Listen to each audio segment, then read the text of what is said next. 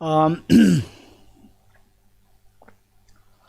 Setting a proper motivation, given that today is the last session of the 5 sessions organized by the Tara Liberation Buddhist Center, Finland.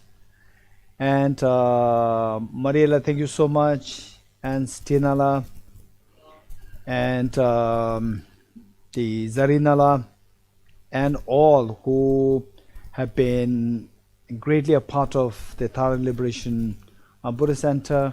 Thank you so much for all your efforts in making peace, making happiness, giving rise to joy in the minds of the people. So all of us are here. Let us do a proper motivation, setting up a proper motivation, which involves 3 things. Number 1 is refuge field. Number 2, Bodhicitta field. Number 3, being mindful of the purpose of this practice, the study, reflection, and practice. The first one, refuge field.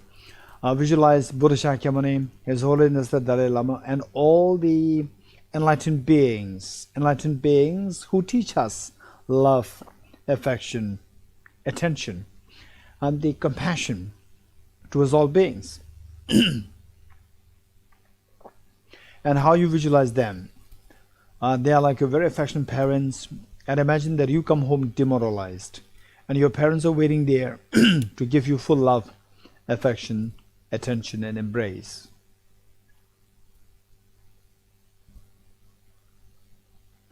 And Bodhicitta field, visualize your 2 parents on the 2 sides, and you might have the little bit of complications or say the difficulties with your parents. It doesn't matter. So what we are doing here, particularly today, this session, we're trying to transcend the ordinary people's thinking, where for small reasons we tend to have some clashes. We are trying to override that. We're trying to overcome these ordinary thinking. So for that purpose, deliberately, we think of your 2 parents on the 2 sides, and all your family members, including your children and everyone around you, and particularly the difficult people, all sentient beings, and everyone who died to the coronavirus, and who are so badly affected in the ICUs, and then all the medical doctors in the front line, the medical staff, the nurses who so courageously gave their life while trying to save us from this coronavirus, COVID-19. Let us include them in our visualization, all sentient beings with us.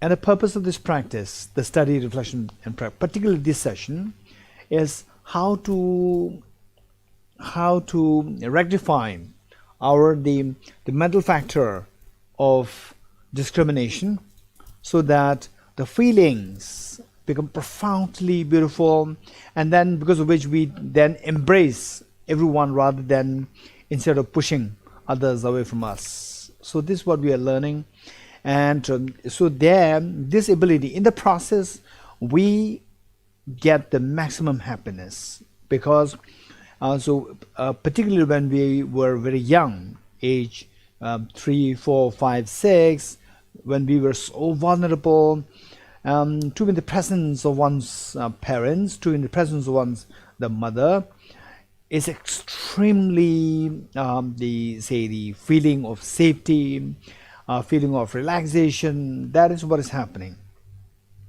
So this is all because of love, the feeling of love and affection.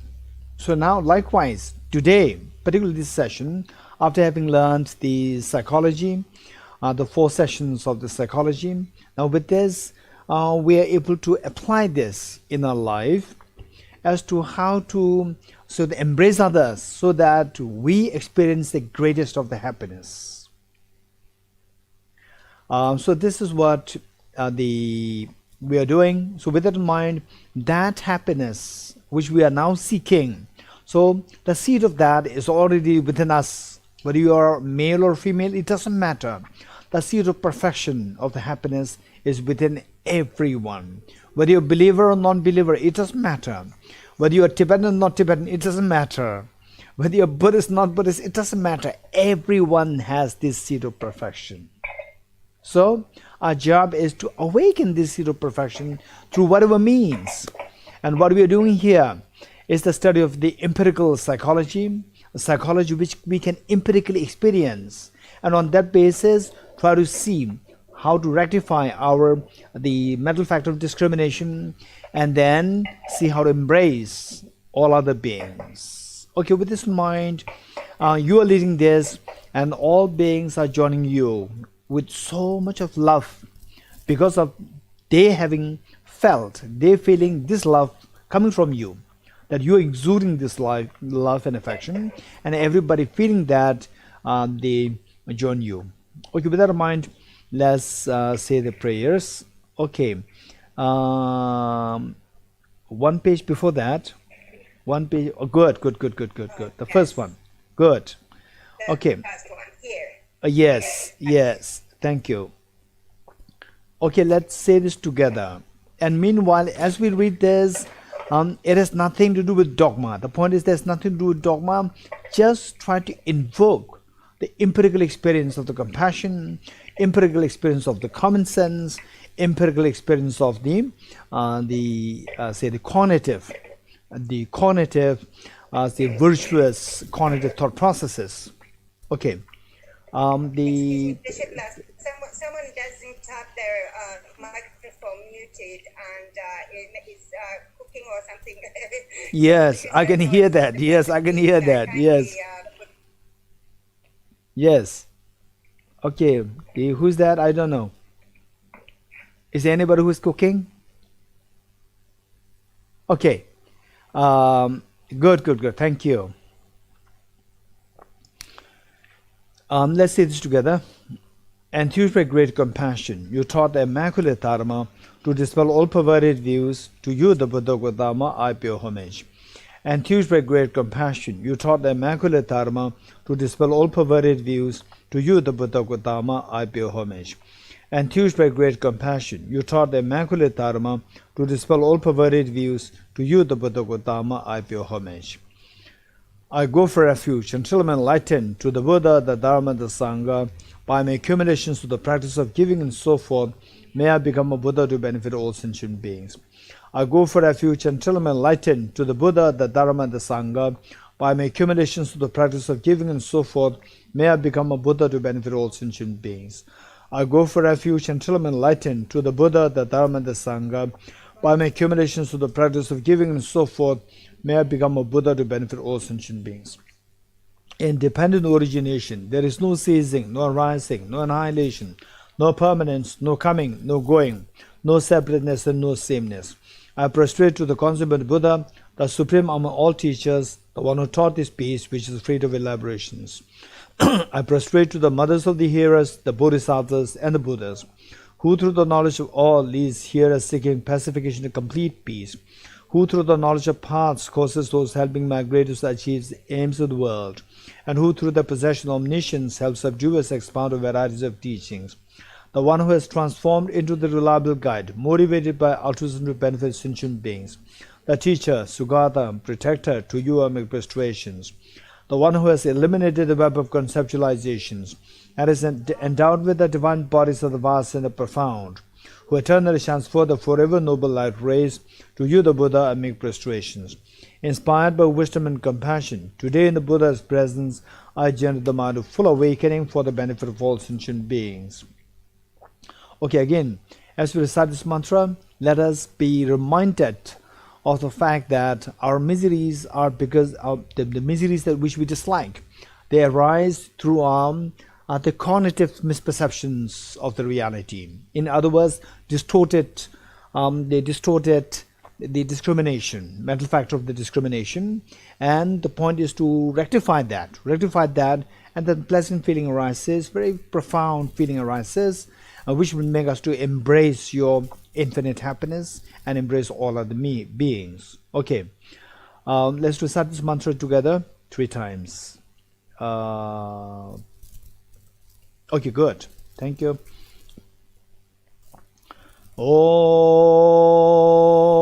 ye dharma hetu prabhavam hetum tesham tathagato yavatat tesham chayo nirodha evam vati mahashramanaye swaha. Om ye dharma hetu prabhavam hetum tesham tathagato yavatat tesham chayo nirodha evam vati mahashramanaye swaha. Om ye dharma hetu prabhavam hetum tesham tathagato yavatat tesham chayo nirodha evam vati mahashramanaye swaha. All phenomena arise from causes. The causes are taught by the Tathagata. The cessation of the causes as well as taught by the great seer. Profound, peaceful, elaboration-free, clear-light and non-composite. Such is the nectar-like dharma I have discovered. Finding no one who can fathom this teaching, in silence I will return to the woods. Beyond utterance, thought and expression is the perfection of wisdom, which is unborn, unceased and has the nature of space. Is the object of apprehension of self-realized wisdom. To you, the mother of the Buddhas of the three times are obeisance. All composite things are impermanent. All contaminated things are of the nature of suffering. All phenomena are of the nature of emptiness and selflessness. Transcending sorrow is peace. The Guru is the Buddha, the Guru is the Dharma, likewise the Guru is the Sangha. The Guru is also everything wholesome. I go for refuge in the Guru. By the sound of the vibrant drum of Dharma, you liberate all beings of miseries. I beseech you to kindly remain and give teachings until the end of the expanse of billions of aeons. The Buddha does not watch the negativities of beings, nor does he remove their miseries by his hands. His spiritual realizations are not transferred to them. It is by teaching the truth of the suchness that the beings are liberated. With folded hands, I beseech the Buddhas of all directions to shine the light of Dharma for all bewildered miseries gloom. If attached to this life, you are not a spiritual practitioner. If attached to samsara, you have no renunciation. If attached to your own self-interest, you have no bodhicitta. If there is grasping, you do not have the view. Okay, page 14. The praise to Shakyamuni Buddha. To the founder, the endowed transcendent destroyer, the one gone beyond, the fourth destroyer, completely perfected, fully awakened being, perfect in knowledge and in good conduct, Sugata, know the world, supreme God of human beings to be tamed, teacher of gods and human beings, to you, the completely and fully awakened one, the endowed transcendent destroyer, the glorious conqueror, the subduer from the Shakya clan, I prostrate, make offerings, and go for refuge. When, O Supreme amongst humans, you are born in this earth, you pace out 7 strides, then set up supreme in this world. To you, her voice, then I prostrate. With pure bodies, form supremely pure, wisdom ocean like a golden mountain, fame that blazes in the 3 worlds, win of the best, Lord, to you I prostrate. With a supreme science, face like a spotless moon, color like gold, to you I prostrate. Dust free like you, the 3 worlds are not. Incompatible wise one, to you I prostrate. The Savior having great compassion, the Founder having all understanding, the field of merit with qualities like a vast ocean, to you the Tathagata I prostrate. The purity that frees one from attachment, the virtue that frees one from the lower realms, the one path, the sublime pure reality, to the Dhamma that pacifies I prostrate. Those who are liberated and also show the path to liberation, the holy feel qualified with realizations, who are devoted to the moral precepts, to you the Sangha I prostrate. Do not commit any non-virtuous actions. Perform only perfect virtuous actions. Subdue mind thoroughly. This is the teaching of the Buddha.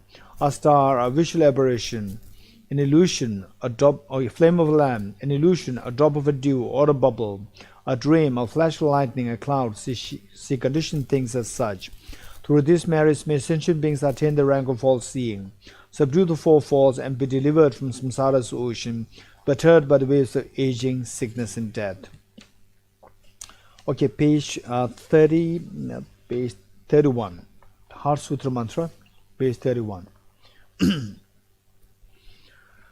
As we recite this mantra is just a very loose interpretation or the understanding is tatyatha or teyatha means here is thus.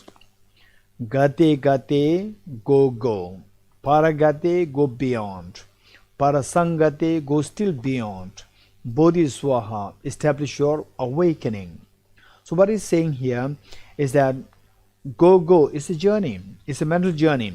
Journey of awakening up. The waking up from the sleep of ignorance. By rectifying the discrimination to see the reality as it is, and on that basis transform your feeling into a very profoundly tranquil feeling, which then allows you to embrace everyone with so much love, affection, attention. And this is the meaning of your Buddha nature, the seed of perfection within you becoming manifest fully, and that you become fully awakened and you experience the infinite happiness and total fearlessness. And this is how you are able to benefit others, like serving as a beacon of the joy, beacon of happiness, beacon of fearlessness unto all the beings. Okay. And you are saying this, you are leading this, and all sentient beings are joining you, knowing that what you are trying to teach them, what are you trying to share with them, how to awaken the seed of perfection within each one of us. Deyata Om Gati Gati Paragati Parasamgati Bodhiswatyatha Om Gati Gati Paragati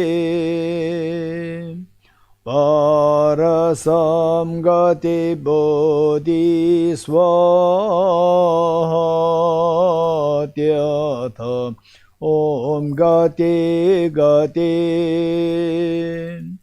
Paragati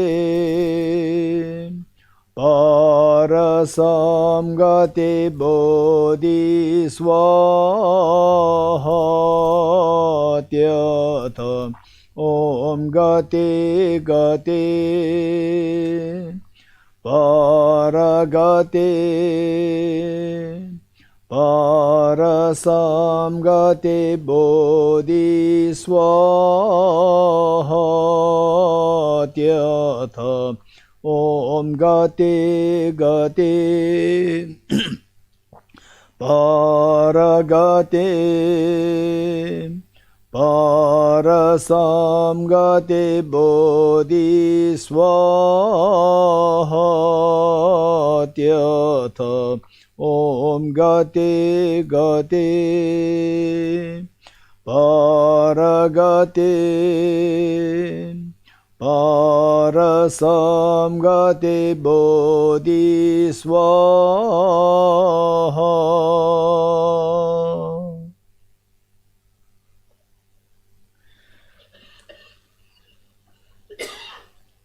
Okay, we will do the recitation of the 8 verses of mind training.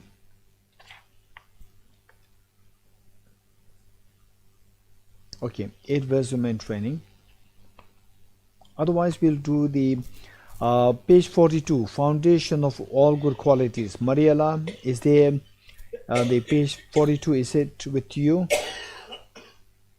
Okay, no problem. We'll do the 8 verses of mind training. Page 30. Very good. Thank you. Okay, 8 verses mind training. I did mention this already to you last time. So there, the whole purpose is to get rid of our. I said the first to the so how to generate this unconditional love and affection, compassion towards others. So for that, we see that we have to tackle it from two sides. One is the compassion side, and the other one is the opposite of that, the counterforce, which is anger. So while trying to increase compassion, we also need to think of reducing the anger.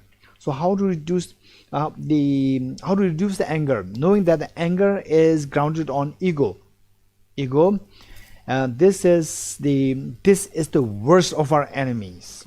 And if you do think that there are people who dislike you, there are people who you don't like, I hate somebody, the one which is a real enemy is your own ego. Just believe it or not, the moment you subdue your ego, you will learn many things. You learn many skills. All these skills have been stopped. You're being stopped from growing into these skills because of this ego. This ego stops you from learning many things. So, to combat ego is one thing. Once the ego is combated, then the anger automatically subsides.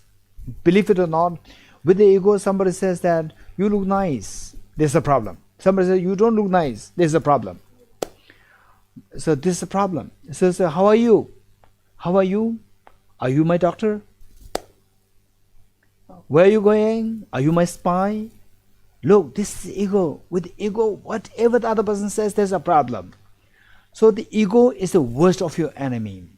Believe it or not, if you identify this and subdue this ego, at least to some extent, what a freedom. You'll feel the freedom. Whole world is so beautiful. You will get such a feeling of the freedom there. So once the ego is subsided, anger diminishes. Anger diminishes, the space is created for compassion to automatically arise. So with the compassion, accompanying feeling is so pleasant, is so beautiful. You just feel like crying when you feel that compassion, beautiful compassion. It's amazing. Okay, so what we're doing here, it was mind training. This is just primarily to combat the ego, just combat and thus combat the anger, and leaving space for compassion, and then becoming so courageous to work for the other sentient beings, wanting to become the full awakened one, to wake up fully so that you can help others to wake up from the sleep of ignorance. Okay, this is what we're reading here together. With the determination to achieve the highest aim for the benefit of all sentient beings, which surpasses even the wish-fulfilling gem, may I hold them dear at all times. Whenever I interact with someone, may I view myself as the lowest amongst all, and from the very depths of my heart, respectfully hold others as superior. In all my deeds, may I probe into my mind, and as soon as mental and emotional afflictions arise, as they endanger myself and others, may I strongly confront them and avert them. When I see beings of unpleasant character, and those oppressed by strong negativity and suffering, may I hold them dear, for they are rare to find, as if I have discovered a jewel treasure. When others out of jealousy treat me wrongly with abuse, slander, and scorn, may I take upon myself the defeat and offer to others the victory. When someone whom I have held, or in whom I have placed great hopes, mistreats me in extremely hurtful ways, may I regard them still as my precious teacher. In brief, may I offer benefit and joy to all my mothers, both directly and indirectly. May I quietly take upon myself all hurts and pains of my mothers. May all these remain undefiled by the stains of the 8 mundane concerns, and may I, recognizing all things as illusions, devoid of clinging, be released from bondage. From my 2 collections, vast space that I have amassed, from working with effort at this practice for a great length of time, may I become the chief leading Buddha for all those whose minds' wisdom eyes blinded with ignorance. Okay, now we will do 5 minutes breathing meditation.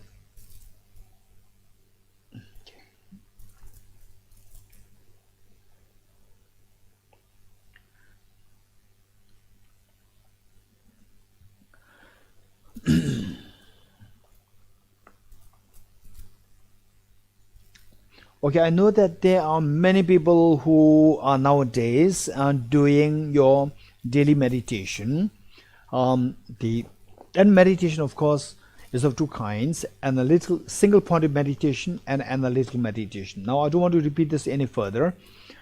Um, the most of the people in this world, they who were who heard about the meditation, they think that meditation is just a single pointed meditation.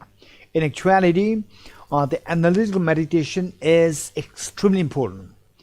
So from what we're going to learn today, analytical meditation helps us to really bring about transformation in our mind.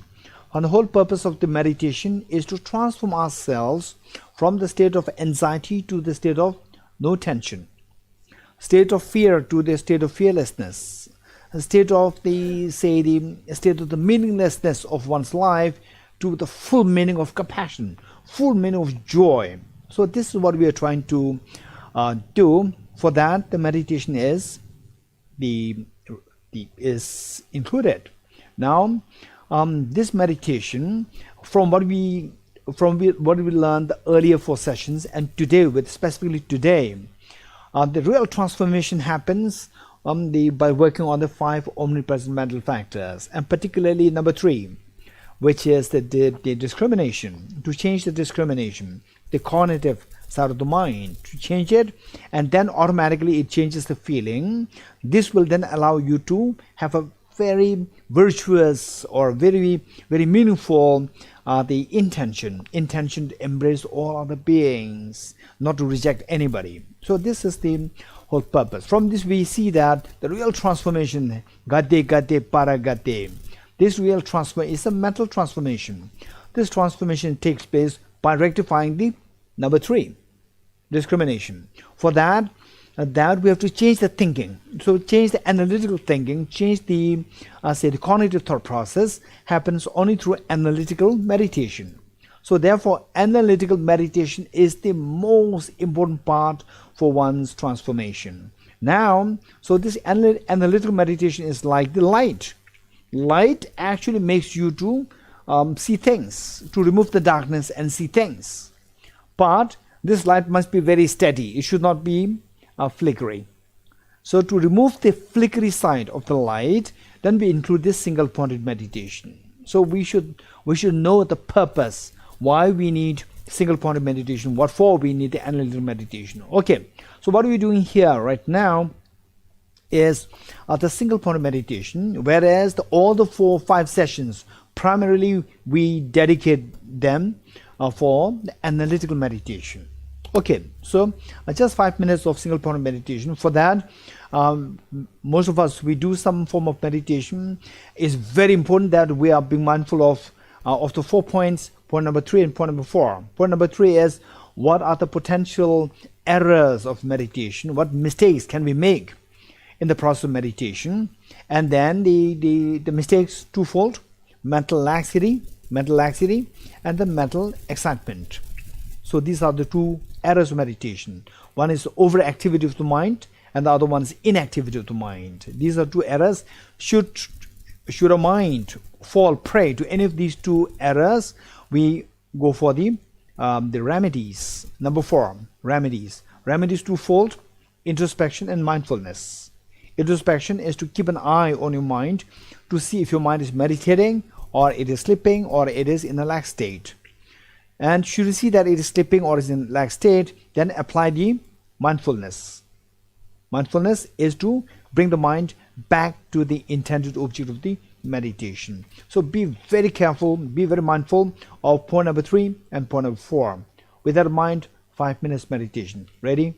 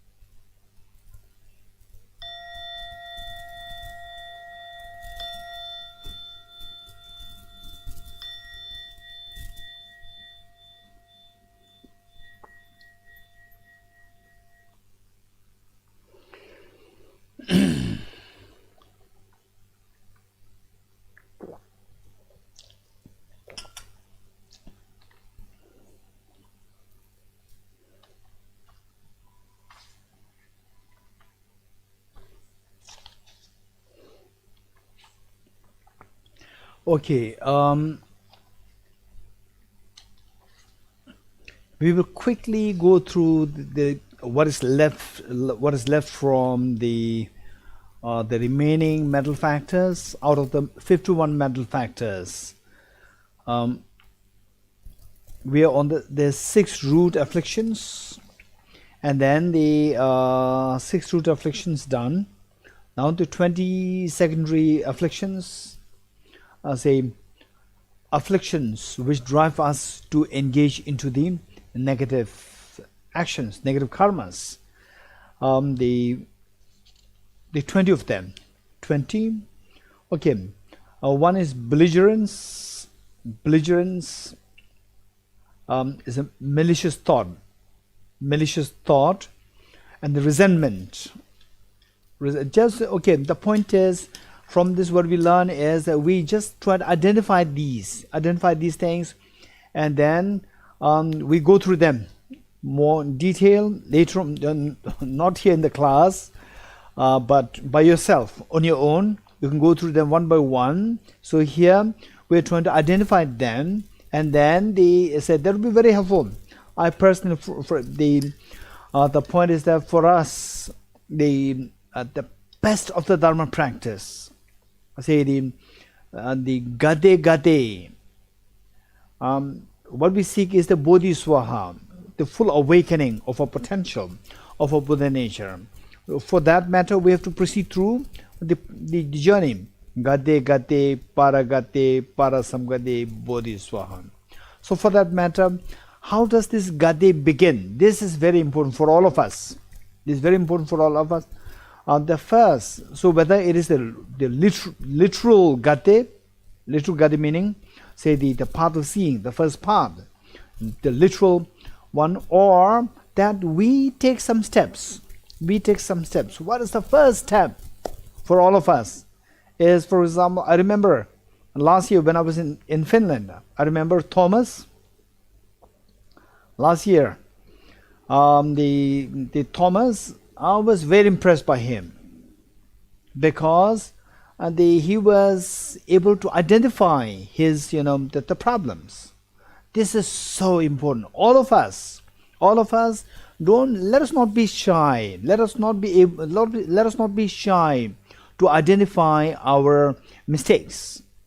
This is so important for us to identify our mistakes, our weaknesses, our drawbacks. This is so important. For example, let's say that just for information, that after completing my school and joined the first monastery, Institute of Buddhist Dialectics. So then, when I first studied about bodhicitta, the altruism to benefit all sentient beings, and then I was meditating. I was so keen. I was just like age 19 or 20. I was so keen to bodhicitta. I must have it, bodhicitta. Then I was meditating. Although bodhicitta was for me to be studying only after like 3rd or 4th year. But then I was so impatient. I must practice right now. And then I tried to study it as through whatever means I can study that. I studied it, although it's not so complete still. I just plunge into meditation on a daily basis. Then what happened was that then they say the number one, the seeing all beings as one's mothers, and I'm sure most of you who are doing this practice, you know the steps. Seeing all beings as one's mothers, remembering their kindness, by repaying their kindness, and then the great seeing beings in light of great compassion, then the great seeing beings in light of great affection, and then the great compassion, altruism, bodhicitta. Okay, so the great compassion, and may all beings be freed from suffering. Okay, I reached to that level. Meaning, it's not really the proper level. I was just, doing these steps one by one, and then very rudimentary, very gross. And then I reached that, okay, may all beings be free from suffering. Who's going to do it? Altruism. I'm going to do it. Okay, I'm going to remove the suffering from all beings. No way. This was what is coming to my mind. Because there was one person who was very troublesome, very complicated in my life when I was very young. There was one person, extremely complicated. And as a young boy, maybe aged like 13, 14, 15, 16, 17, till high school. So there, the mere thought of that person simply shakes me with anger. Such the vibration of hatred was just coming inside me. And then may I become Buddha for the benefit of all sentient beings. No way, except for this person. May I become Buddha for all beings except for this person. So this was coming to my mind. So then I realized that, but I studied. What is bodhicitta? What is bodhicitta? Okay, so can I exclude somebody? Can I exclude somebody? What is bodhicitta? I was checking. Can I exclude somebody? No. If you exclude somebody, finish. It's not bodhicitta. Oh no, then I want bodhicitta. So if I exclude that person, then I'm not getting bodhicitta. So I discovered my weakness. This is my weakness. Now, unless I overcome this weakness, there's no way by which my journey will start.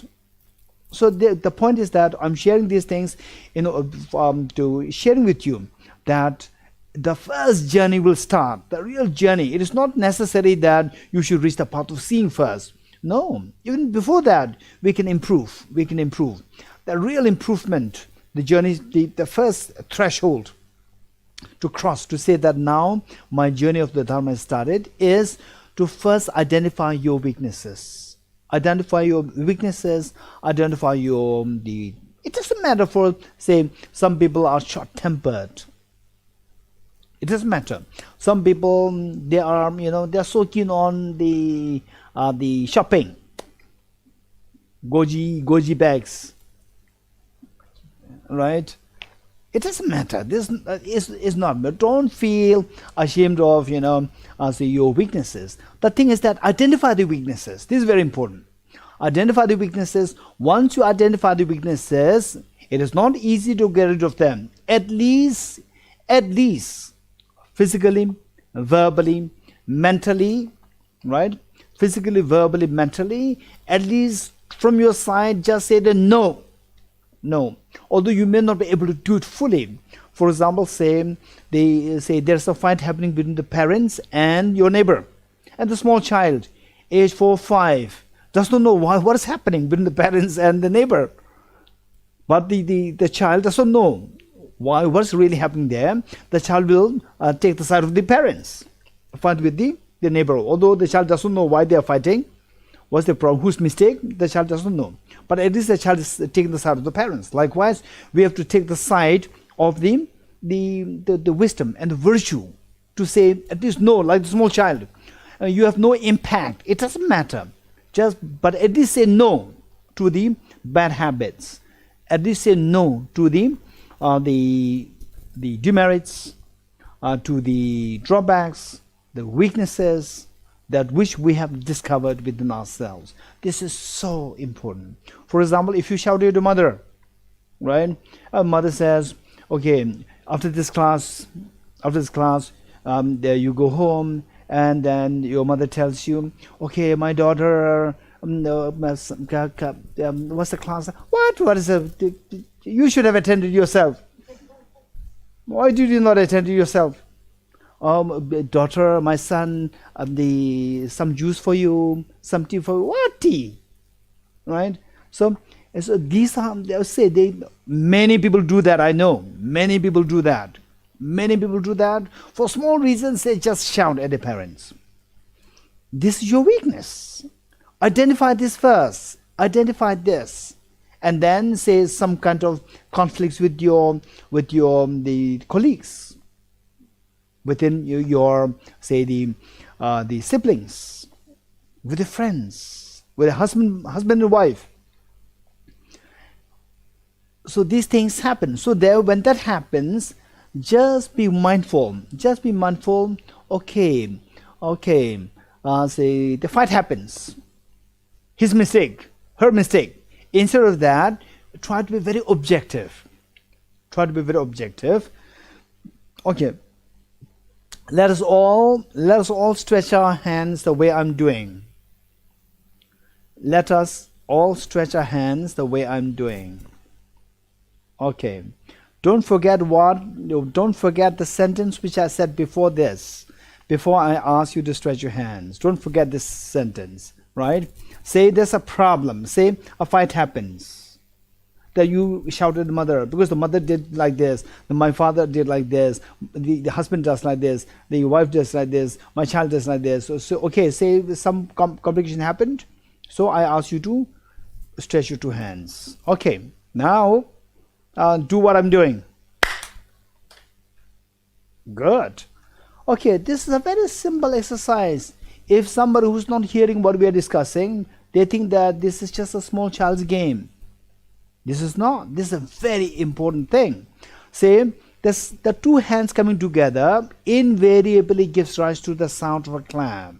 The sound of a clap is the metaphor of the problems, metaphor of the miseries that we are going through. And these miseries, whatever miseries, for example, let's say that somebody said that, okay, Dorji, what a stupid thing that you are doing. In India, it's already 8 o'clock and you are crazy. Right? So people wind up everything by 5:30. You are crazy, right? Okay, then I become so angry. Okay, I'll report this to Maria. Right? I will report this to the Tara Liberation, the Mariala, and then Stinala. I'll report this to them. This is what is happening. Why you are saying like this? And then you breathe so heavily. Right? Okay. Yes. Okay. Conventionally speaking, it's not my mistake. So I'm trying my best even to say, okay, let's say I sacrifice my time. But somebody is, for no reason, is accusing me, abusing me, saying that I'm crazy. So then I become so angry, agitated, heavily breathing. Okay. So there, what I'm saying is that, so conventionally speaking, people say, oh, Dorji, please calm down. It is not your mistake. It is that person's mistake. Fine. But the problem, the sound of clap has already risen. That my unhappiness is already risen. Unhappiness already happened to me, which I did not like. So that unhappiness, even though conventionally we say that is the mistake of the other person, is not at all your mistake, but in actuality, this sound of a clap should necessarily happen because of two hands. One hand is contributed by the other person abusing me, and the other hand is contributed by myself. There's an internal factor there. External factor, internal factor, both are there. Until the two factors come together, the sound of a clap will not happen. Even if the other person abuses me, if I don't provide the internal factor, then with the two hands, it is like one hand. One hand is very strong, but there is no sound. The sound of the misery does not arise. Sound of the misery stops. This is so important. I am trying to articulate this concept to you. I should be also mindful of the same thing in my day-to-day life. I can become agitated. When I become agitated, I should be mindful that I have been teaching Tara Liberation Center people about the two hands. Now look, I'm feeling agitated. I'm breathing heavily, right? Okay, it's not easy. That's not easy. That's not easy. But be mindful. At least be mindful. Okay, now look. Okay, the two hands. One other person abuse. Fine. External factors are there. Internal factor. Without the internal factor, this heaviness of the breathing will not happen. my agitation will not happen.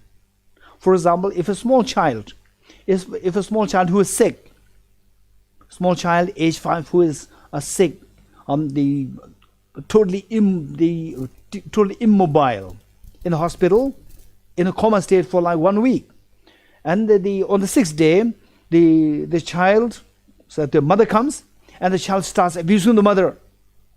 Mom, what a stupid mother! Mother will be very happy. Now my child has the energy to. My child is revived. Has the energy. Now she is perfectly well. She has the energy to abuse me. She has the energy. So the mother will be so happy to see that the child is recovered. Instead of the mother feeling, the breathing heavily, become agitated, the mother feels so happy that now my child will not die. My child has gained energy. She has enough energy to abuse me. Okay, so with this, the point, whereas I get agitated, which means something is wrong inside. External factor is the same. External factor is the same, but the mother does not get offended, but I feel offended. So there's an internal factor there. What is that internal factor? This is to be identified. The point is that it's not how the conventional world identifies, oh, it's not your mistake, it is the mistake of the other person, you are totally clean, pure person. No, finally your agitation happens, the two hands already met and the sound has already erupted.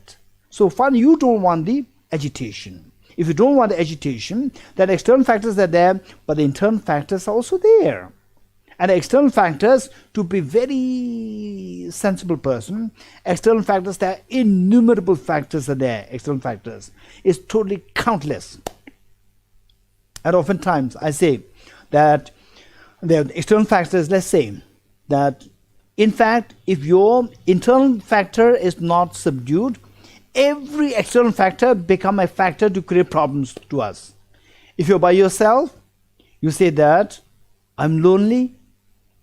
If you're with other people, you say that I have no privacy. This is what happens.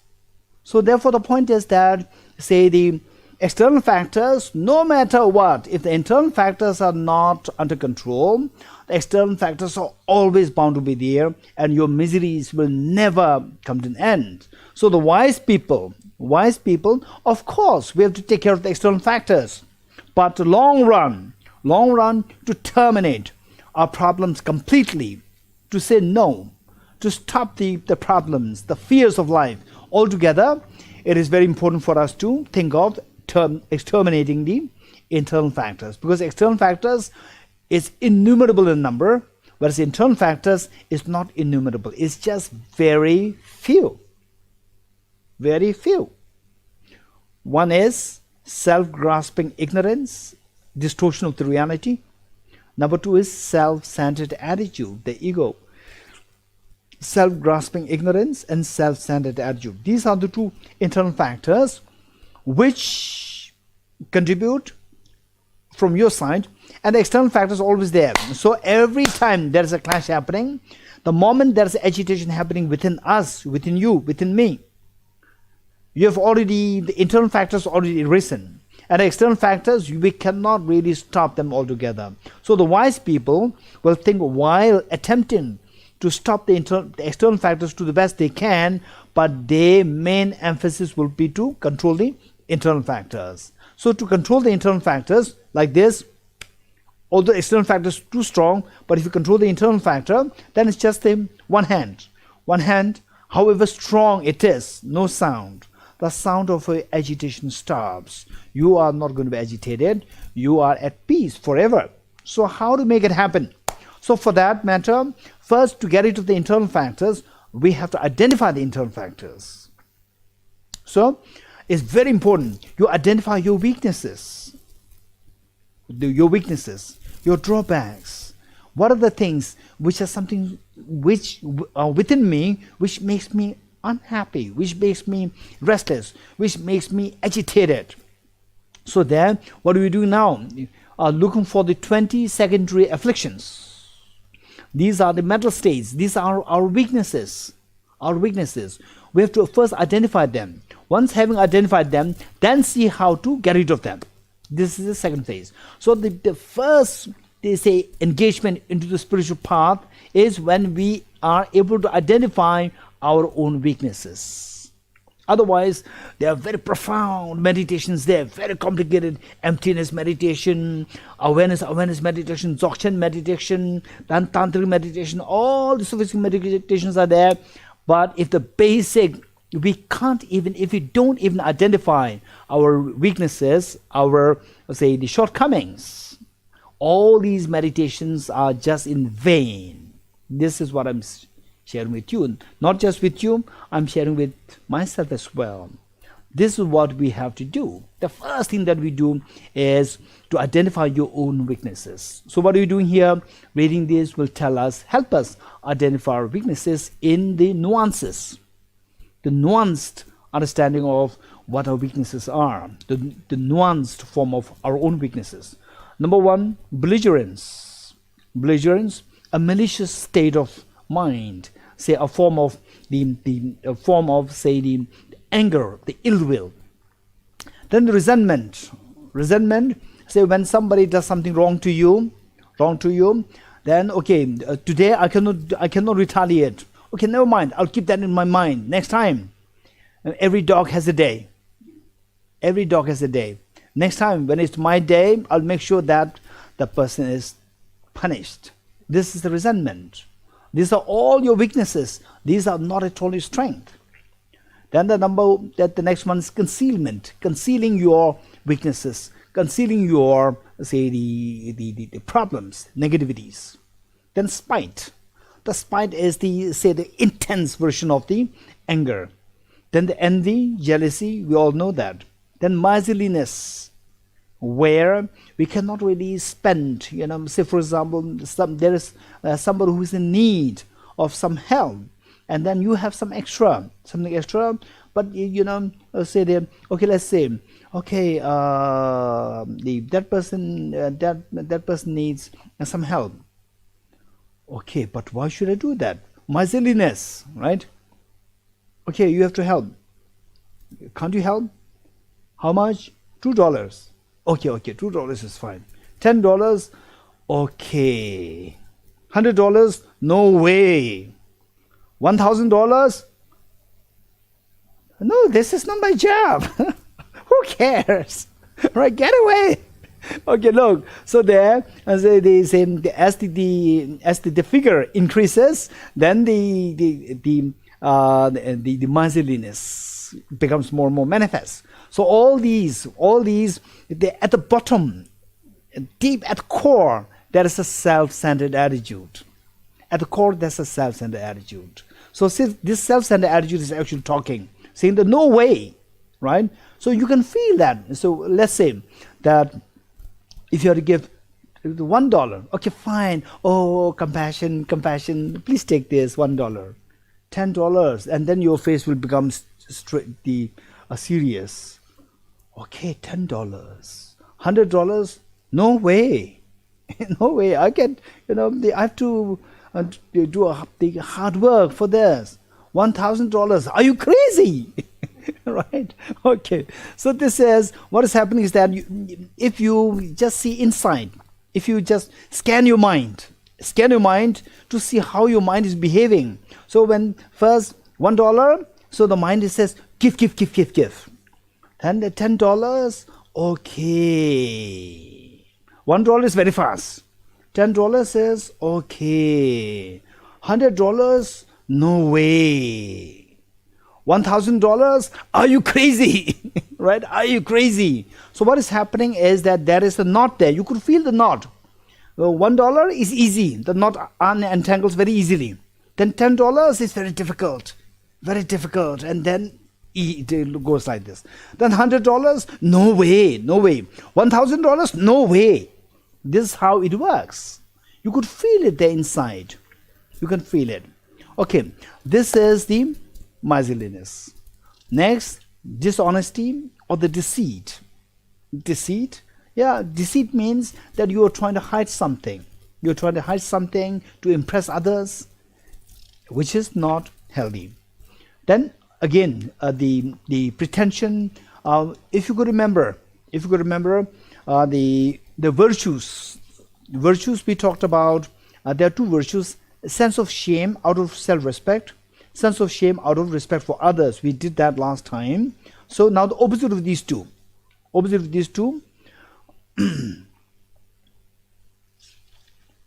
okay, opposite of these two, the dishonesty is deceit, number one. Then number two is pretension. So these two are very similar. Okay. Then the next one is haughtiness or the vanity. Haughtiness, the like the okay. Okay, we talked about reason, belligerence, dishonesty, envy, jealousy, concealment, spite. Yes. Okay, the haughtiness or vanity, which is like a sense of air of superiority over the wealth, over the power, over the knowledge. So, so usually there's a common expression which says that if you really want to know the quality of the person, if you really want to know the quality, how good the person is, how matured, how grounded the person is, give power in this person's hand. Give power. Some say give money. The moment the person becomes rich, then the person tends to distance, just lose all the sense of the principle and so forth. Then the pride, all this arise, which means that the ground is missing. Likewise, if you give power in the hand of that person, so some people, they feel even more grounded. They make sure that they utilize this power so productively to benefit the people. Whereas some people, they get the power, they misuse it, and then simply destroy the whole system. And the people affected, people are suffering. It doesn't matter, So finally, I have the power. So this is where it tells us how grounded the person is, how principled the person is. Then harmfulness, the tendency to harm others. And then, the shamelessness and non-embarrassment. Okay, these are two things. Shamelessness and non-embarrassments. These two are the two opposites of the two virtues which we described, which we learned earlier, about the sense of shame out of respect for others, sense of shame out of respect for the self. Non-embarrassment, shamelessness, these are the two negative, the afflictions. Then the dullness of the lethargy. You are to meditate, and as you start meditating, then the dullness sinks in, or somebody is talking about compassion, again a very boring topic. Say somebody is talking about compassion, a very boring topic, always compassion, which means that you feel so lethargic with the virtuous topics. So this is affliction. And then excitement. Excitement is your mind getting scattered due to attachment. Then the faithlessness, say law of karma. What is law of karma, right? I go to any Buddhist center, they are talking about law of karma. What is law of karma, right? So, say having no faith, totally disregarding the concept of the regard for the karmic law. So this is known as the faithlessness. And the laziness. Laziness, it has several kinds. Laziness, one is the laziness in the context of the procrastination. Okay, I'll do tomorrow. Meditation emptiness, still I have 10 minutes to start it, right? Okay, then now I have to do my daily practice. Still I have 2 minutes. What is 2 minutes, right? Still I have 2 minutes. And your mother says, okay, now you are not going to do a sadhana, your practice, daily practice. You accept to do this practice, you're committed. Yeah, still I have 1 minute. What is 1 minute? Right? Which means it's a laziness. Laziness of procrastination, number one. Number two is that, your Dhamma practice, I'll do it later. And then something to do with something to do with just the trivial activities. Trivial activities. For trivial activities, one becomes so excited, right? So laziness of being attached to the trivialities. This is number 2. Laziness of being attached to the trivialities. Because, okay, this little digression. When I was in the last year, final year of my high school, there was the most tense year where you have to really do well in your exam so that you get a good college. And the final year in my class, now I can say this because all my classmates, they're already gone now, they're already grown old, no problem. One of my classmates, say, during the preparation for the exams, everybody was just sitting, studying, and very intense. The last final exam, and during the break times, and there's one boy, my classmate, and he used to tell some stories or some, some things, not necessarily stories, but some kind of the happenings or anecdotes, extremely pleasant. It makes everybody so relaxing, so relaxed.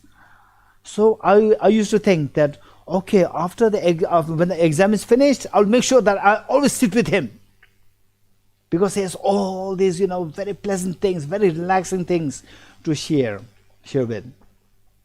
Once the exam is finished, he is not sharing any of these things, and nobody is going to him also, because these are the trivialities. When you do something very noble task, then the trivialities are so enduring. This is where we should really be watchful, that when you feel so attached to some trivial things, just ask yourself, is this how I feel so fond of this object under normal situation? Is this what is happening? Or is it because I have to do the commitment, the Dharma practice? Now, okay, I feel, okay, I have this small thing to do. I have to do the shopping. I have to do I have to do this right now. And when if somebody says, okay, now Dharma practice is exempted, then you will not do the other thing as well.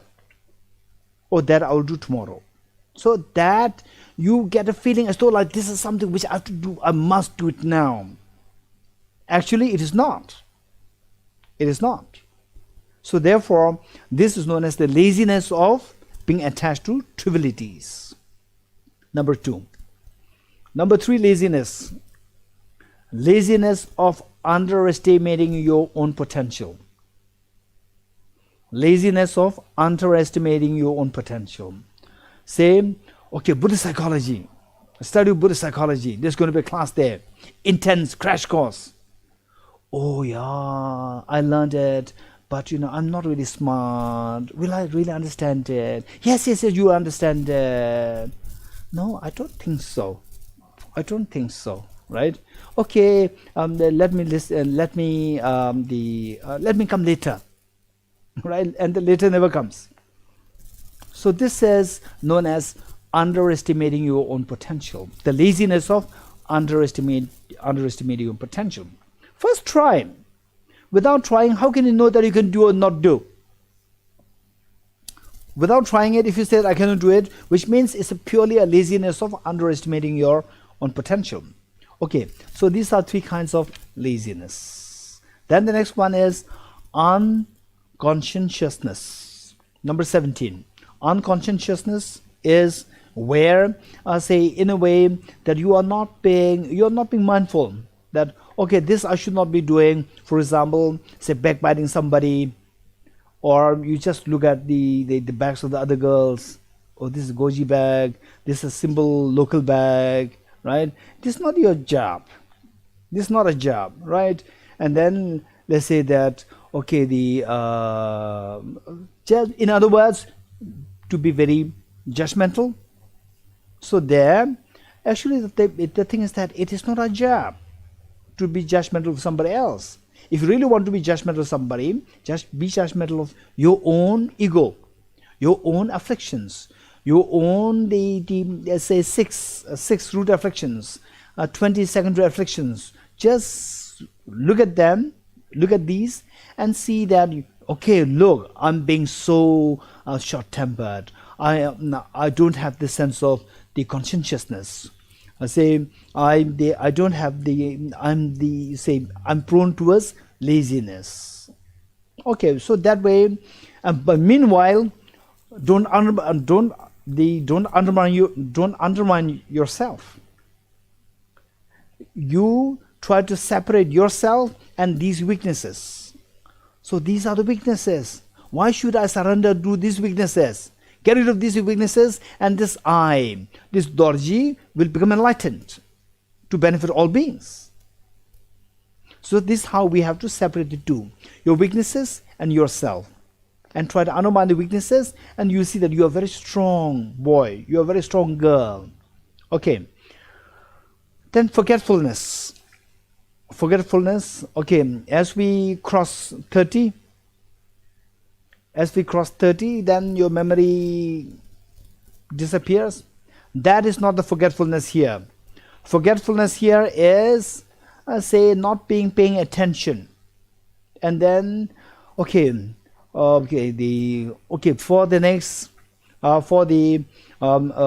this psychology class, we need to have this book, The Blaze of Non-Dual Bodhisattvas. Okay, yeah. Right? You don't really pay attention to this. You don't. And then next time, where's the book? I forgot it. This is because you did not pay attention to this. So this is known as the forgetfulness. This is wrong. Something which is noble, we should pay attention. The more you pay attention, you will not forget it. Otherwise, a general tendency to the loss of the memory that happens. This is not a part of this forgetfulness. Don't forget it. Don't mix up the two things. So sometimes, particularly when I was in my 30s, and the memory loss was just terrible at one point. I know what the reason is. Because of the heavy study load at one point, and then the memory loss started to happen, and then it recovered later on. And I'm sure many of you want to know what's the secret of that recovery of the memory. Okay, those who are plus 30 plus. Okay, the next one is non-introspection. Introspection, non-introspection. Introspection is always keep being vigilant of how your mind is behaving. So for example, I become angry. Okay, Willie, right? Okay, let's say Willie. So Willie is there, and then say that for no reason I become angry at Willie, right? That's fine. You can, I told you, don't simply hate yourself for your weakness. Identify the weaknesses. Don't hate yourself. Identify the weaknesses. Once the weaknesses are identified, then see how to rectify. You don't have to hate yourself. Okay, now look, say if I become, so just by seeing Willie, I become so angry, then do what? I should be introspective myself. I should be, okay, look, how my mind is behaving when I see Willie, right? How my mind is behaving. Okay, it behaves so badly, right? It behaves so badly. Be introspective. And then why? There's no reason. Willie is amazing, right? Willie has been really working so hard for the Tara Liberation Buddhist Center. He has joined as a member, as a core member, one of the core members of that. It's amazing. Why do you feel angry towards Willie? Okay, then you be mindful, be introspective, and then you see that it's not Willie's mistake, it is my mistake. For some reasons, I become agitated. So you become aware of that through your introspection. So it is very important for us, before you react physically, verbally, and mentally, it's very important for us to be introspective. Introspective, particularly with your physical, verbal, and mental. Last one is distraction. discursiveness.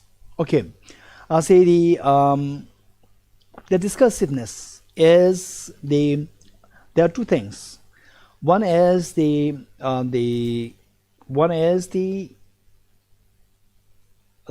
excitement, mental excitement, which we discussed earlier. Mental excitement, where is it?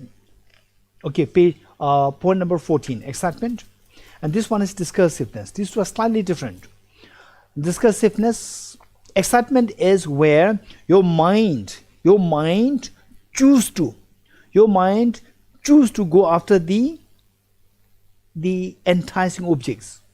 Choose to go after the enticing objects which entice you. For example, let's say, okay, I'm meditating, and then I hear a very pleasant music. In fact, that happened to me once when I was in America. I was meditating in my friend's at the house, meditating, morning meditation, and then I could hear this bird singing, amazingly beautiful. They sing. I don't know whether it's a nightingale, but it's a very beautiful. The same bird makes like 9 different sounds. I don't know what that is. Extremely pleasant.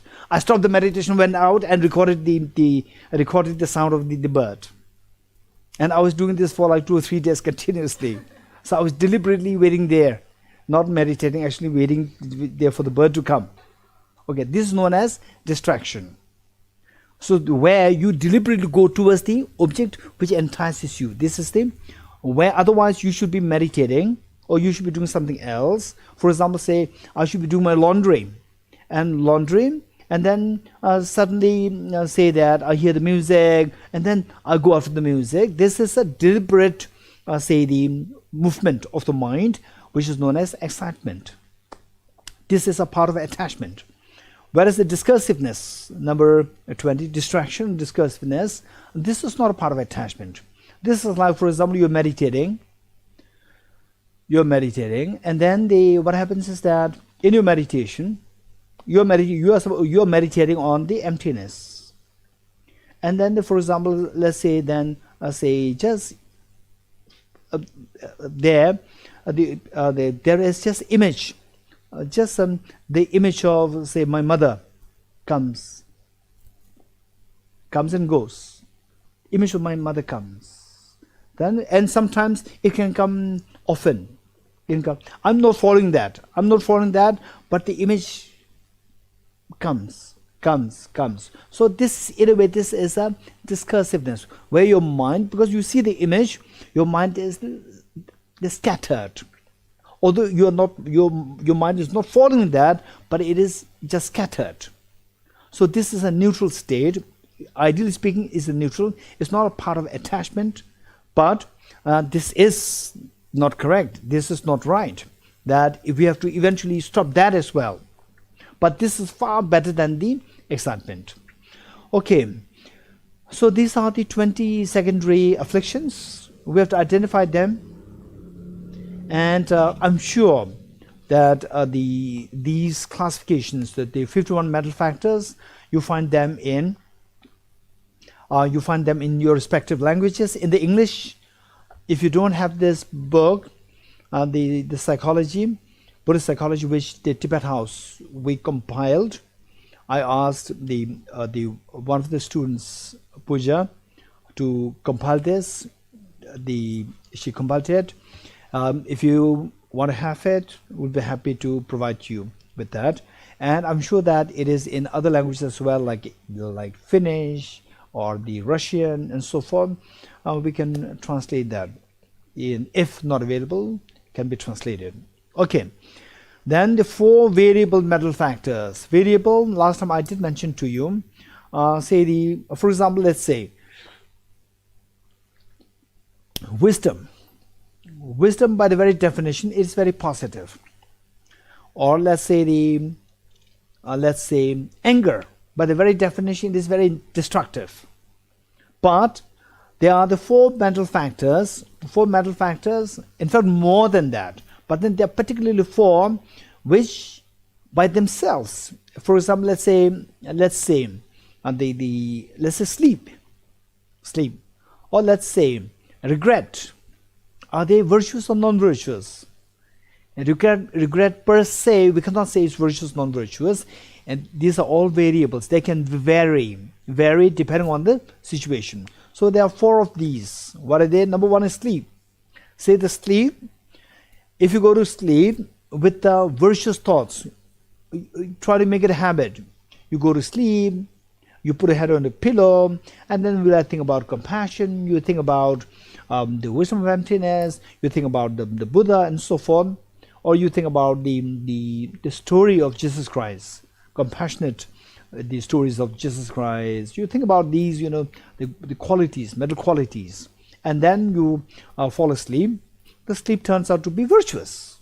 Whereas in anger you go to sleep and then you fall asleep, the sleep turns out to be non-virtuous. So the sleep per se, we cannot say that it's going to be, is it virtuous or non-virtuous? It depends on the situation or the context. And then in sleep you dream of something virtuous. Naturally it becomes virtuous, and you dream something destructive, like fighting and so forth. It is not too healthy. But in the dream, if you dream of fighting with somebody else, and then when you wake up you feel so disturbed, no, this is how I will not really do, I wouldn't really fight, like this. When you wake up, if you feel the uneasiness over having dreamt of fighting with somebody, which means that the dream, it was not as non-virtuous, and particularly the next moment you feel uneasiness, that becomes virtue. In fact, there is one gentleman who was the father of one of my friends, and towards the last part of his life, when he was ill at one point, for the hospitalization purpose, he was in my place for some days, and he was totally vegetarian, and of course during his younger days he was non-vegetarian. Then he said that nowadays I used to have dreams of the eating non-veg food, and he felt so uneasy, he felt so unhappy.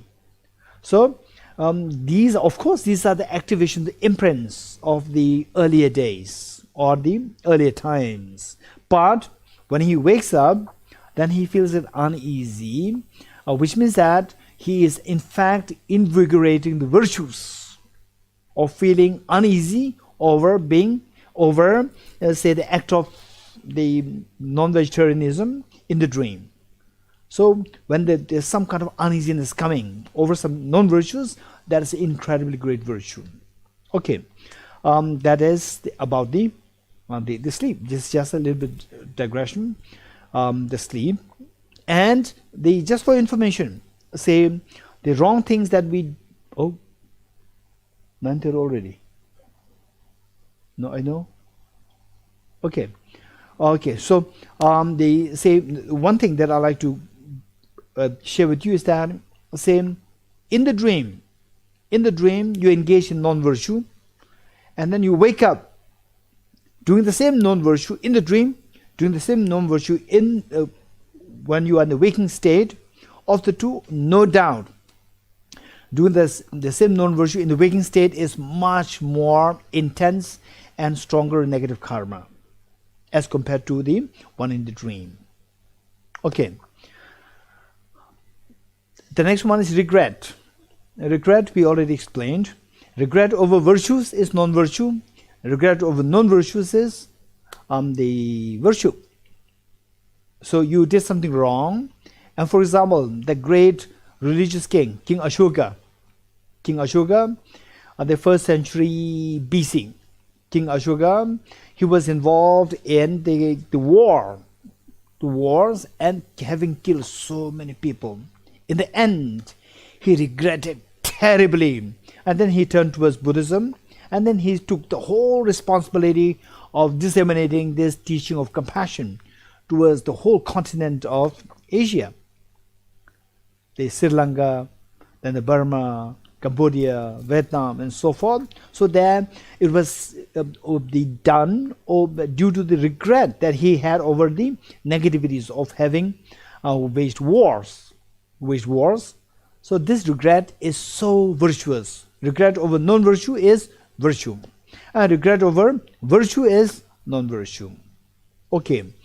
So regret per se is not a virtue or non-virtue. The next, general analysis and subtle analysis. Okay, let's say that the Buddhist psychology. Oh yeah, I enjoyed the Buddhist psychology. Okay, what did you learn?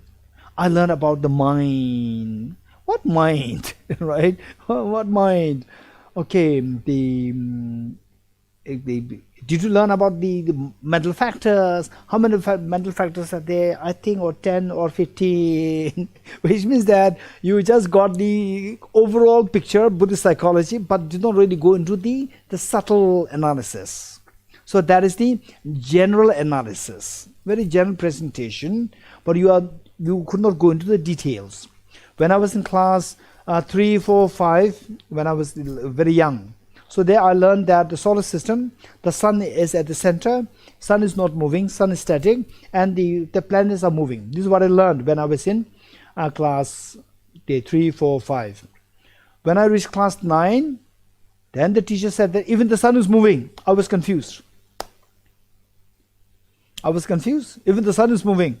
Because the sun, which is at the center of the solar system, overall is just a part of the Milky Way galaxy.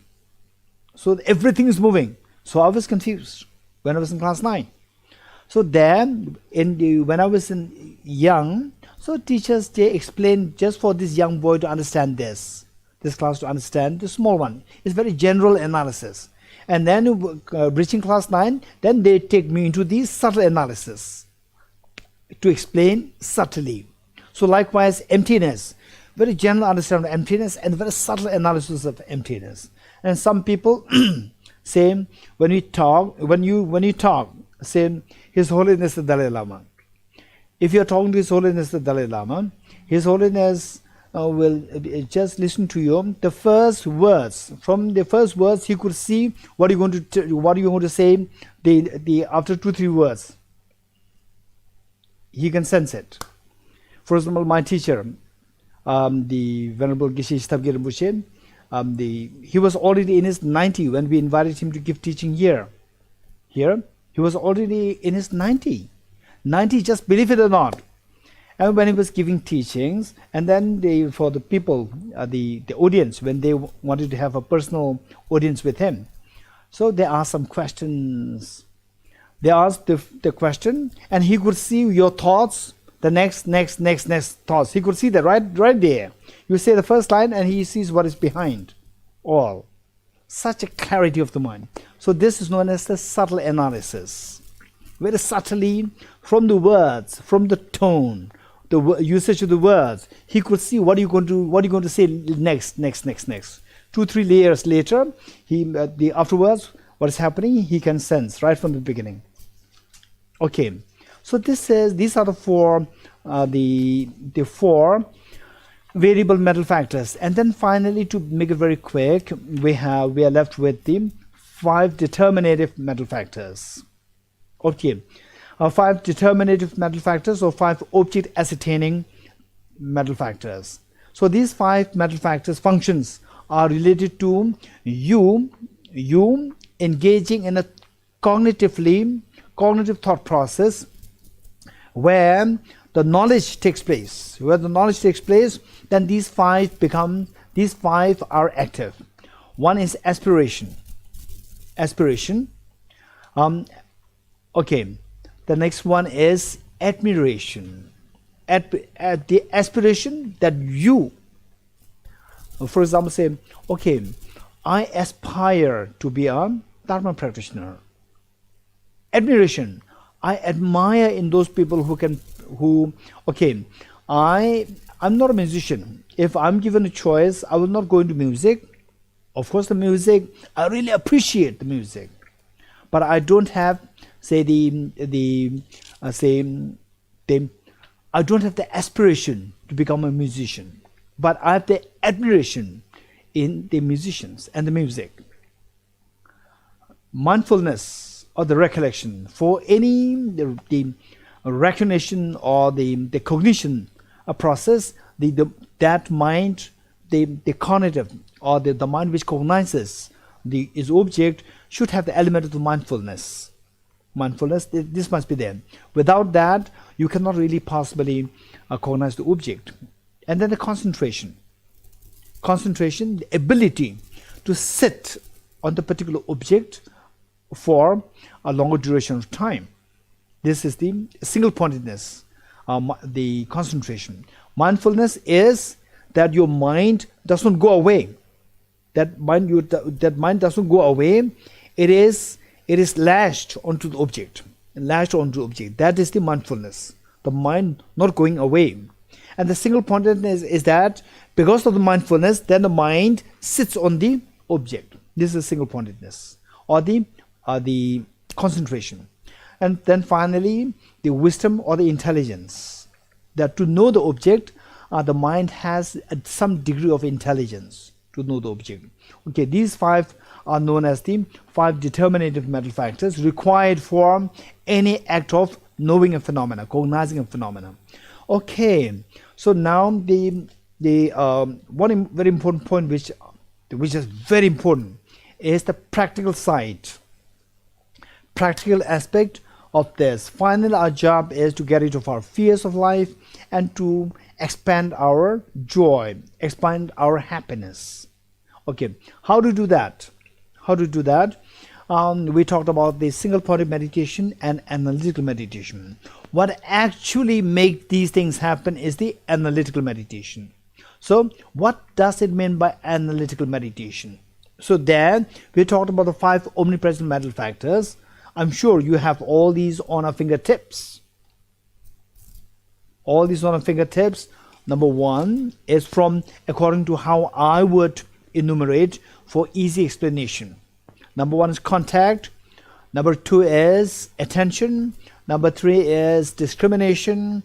Number 4 is feeling. Number 5 is intention. Okay, I'm not going to explain each one of them now. Already explained. Now, application side.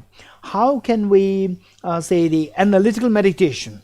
So find out to transform from the state of the fear, from the state of unhappiness to the state of happiness, from the state of ignorance to the state of knowledge, from the state of say the lack of joy to the state of maximum joy. So how to transform this? All these are mental processes. So these mental processes must be operating on the basis of these five omnipresent mental factors. Now, what is analytical meditation? What really makes this transition happen is because of the analytical meditation. And single-pointed meditation refines this analytical meditation or to stabilize this analytical meditation. What does it mean by analytical meditation? It means that we see that finally, what do you do? Okay, my mother comes, I'm very happy, I feel so relaxed. And then my neighbor comes, very complicated neighbor comes. My spirit simply sinks. Okay. So there, this is the intention. Intention not to entertain somebody. Intention to entertain somebody. Intention. This intention is determined by the feeling. Okay, when I see the neighbor, if a very pleasant feeling comes, then I'll entertain. If the unpleasant feeling comes, I'll not entertain. Okay, say, okay, I already attended the first 4 sessions, now today is the last session. Okay, I must join it. And then you go to your work, go to your job, go to your work, coming back, you have a little bit of conflict with your, the friends or with your with your colleagues, and then you mood off. You come home. Okay, then your mother tells you or your friend tells you, okay, now it's almost your time for the last session. You were so excited. Best of luck. What best of luck? I don't want you to join it. So because the unpleasant feeling, now you don't want to, embrace the intention to attend the class, disappeared. Whereas you are half-hearted. Should I attend the class? Not attend the class? Half-hearted. And then your best friend comes and said that today is my birthday, right? Today is my birthday, and I'm so excited to attend this psychology class. Yes, we'll do it together, right? So because to see that your friend is so happy, and it makes you so happy, and to make him or her even happier, and then when the other person showed interest to attend the class, then earlier you were half-hearted. Should I attend? Not attend? So. And then, yes, I'll come. Okay, look, because of pleasant feeling, that then it drives you to embrace. What makes you to have this pleasant feeling? Because of the act of attending the class, so you want to embrace this act of attending the class. So you attend the class. This is how it works. Now, what makes this feeling? What decides the feeling? This intention is decided by the feelings. Perfect.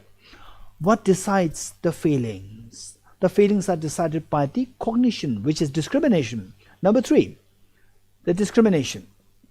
Okay, so now let's say that, okay, I like to invite Hannah for a conference. Right? I like to invite Honey for a conference. Okay, Honey, you're going to share a room with another girl. Okay, I have no privacy. Right? Oh, never mind. Next year I'll keep you separately. Next year I invite you. Oh, you have a separate room. Oh, I'm very lonely. Okay, look, what is happening is that the cognitive thought process. I'm lonely. This is a discrimination. Is it fact or not? Yes, it is fact. That you are alone in your room. This is a fact. I'm alone. Then you see this as I'm lonely. So when you say I'm lonely, then the accompanying feeling is unpleasant. I'm lonely. You will never feel pleasant feeling. Unpleasant feeling will accompany. With the unpleasant feeling, you don't want this unpleasant feeling. So if you don't want this unpleasant feeling, then what makes you to have this unpleasant feeling? Because of being alone. So you don't want to be alone. You want to push aside this to be alone. So you say that, Geshe, I'm alone. I'm lonely in this room. Right? So the intention to push. Whereas, honey, you are alone in this room. Then, wow, I have such a privacy. Right? I have a privacy. Now the number 3, which is discrimination. That I have a privacy. This is discrimination. When you say I have a privacy, the accompanying feeling is pleasant. Pleasant feeling accompanies. With that, what makes you have the pleasant feeling? Because that I have a privacy. What do you mean by privacy? That I'm alone I get a separate room for myself. Then you embrace it. Thank you. This is intention. Intention to embrace it. So look. So the intention to embrace what I offered is because of the pleasant feeling. This pleasant feeling is because of the cognitive thought process, the discrimination that I have a privacy. When you're with other people, that I'm not lonely. I'm lucky I'm not lonely. When you're with other people. When you're by yourself, I have a privacy. Look, just change in your outlook is what is conventional known as change in your outlook. This is technically what is known as changing your discrimination. Changing the discrimination, the feeling is changed. With the feeling change, the mind eases, the intention simply relaxes. This is how it works. Okay, now some practical aspects that I'll like to share with you. This is a basic principle. By changing the discrimination, you change the feeling. With this, you change the Intention. So this intention decides all your actions, whether you whether you feel at ease, unease, agitated, non-agitated. These are all decided by the intention. Intention is decided by the feeling. Feeling is decided by the discrimination. So therefore, what is analytical meditation? Analytical meditation is a meditation whereby you change the discrimination from yourself seeing yourself as lonely to having feeling yourself as lonely to having privacy, and change yourself from the say, what is that? Okay, not lonely. The same. Okay, the lack of privacy to not lonely. This thought process, changing the thought processes, that is the analytical meditation. How to change that? How to change this discrimination? This is the analytical meditation. Okay, so with this, some practical the suggestions. How to change them? What are the areas? There are two things. What are the areas where we can change the discrimination? On that basis, we can change the feeling. On that basis, we can change the intention to make ourselves feel at ease. Okay, number one. Okay. Okay, this is going to be a little, it's not going to be, it may sound as a little political, don't worry. Right? Okay. When I was younger, when I was younger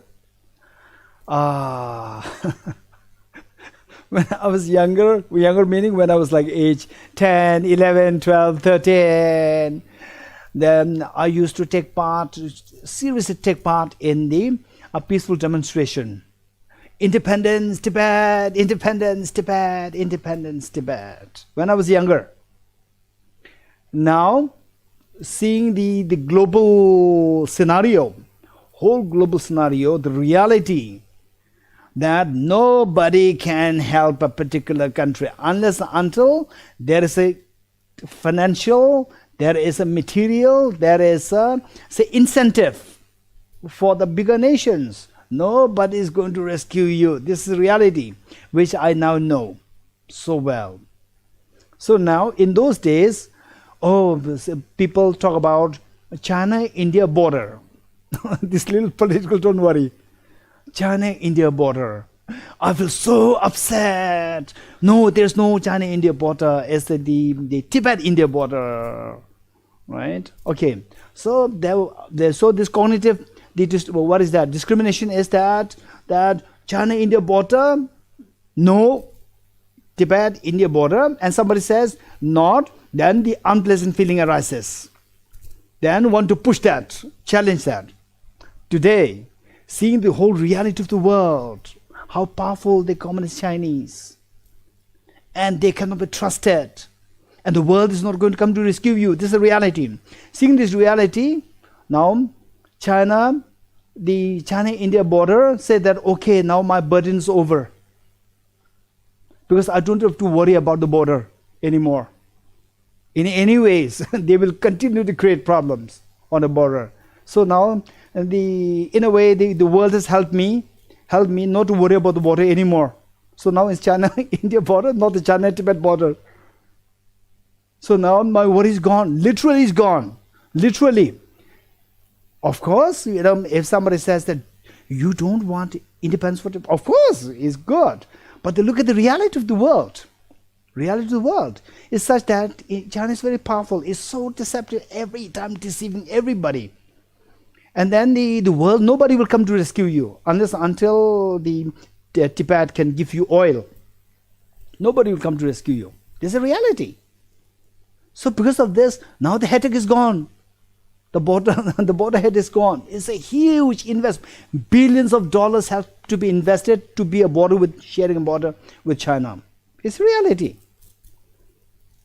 This is reality. Whereas Tibet and India, in those days, not even a single penny has to be spent by the Indians, by the Tibetans. Not even a single penny. It's so peaceful. Now, all the money otherwise to be spent on the education, on the removal of the poverty, all have to be directed towards the the border, because there's complication. So what I'm saying, okay, let us not go too much on that side. Okay, but this is the point. Just recently, when I see that all these problems are happening there, then the border, wow, India is such a big nation. It's a very strong nation. Still, there's a complication happening there, the clash on the border with the China. If this is what is happening with India, then what about Tibet? Tibet, it is not as strong as India, for sure. Even if it's independent, it's not as strong as India. So they can easily bully you anytime. So therefore, that headache is gone. Yeah. Okay. So keeping that aside, now let's say that say how to bring about change in how to engage in the analytical meditation to change into the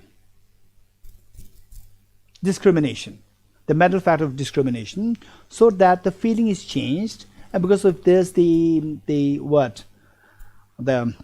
intention is changed. How is that done? This question. Okay, let's say that there are a few things. Let's say that say you buy a new car. You buy a new car. Let's say not just a cheap one, a good one, like BMW car. And it's a brand new car. And every day you go there and you dust it, you do the dusting, and you make sure that it's very clean. Then but then it has to run on the ordinary road. There's no special road for BMW car. And then when you ride there, then the people who are not the skilled drivers or people who are drunk, they can drive, they can crash.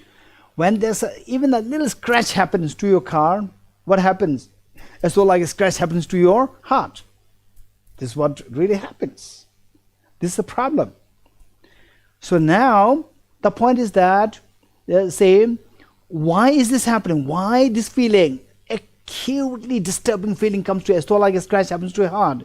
It's because of the discrimination. The discrimination that my car is very expensive, good one, and it is permanent. It should not be impermanent. It should be permanent. So the discrimination deep inside your mind that it should be permanent. So with this sense, when the reality, the opposite happens, that the scratch happens, then the impermanent is manifested. Permanent is not true. When the impermanent is manifested, then the opposite of permanent means there should be no problems. Now the problem happens, then the unpleasant feeling arises. With the unpleasant feeling, you don't want it, and then you feel you don't want it, and you have it, the disturbance happens in your mind. Intention is disturbed. Okay, so intention not to have it, and it happened, you become so helpless. This is the mental disturbance. This is because of the discrimination, viewing impermanent phenomena as permanent.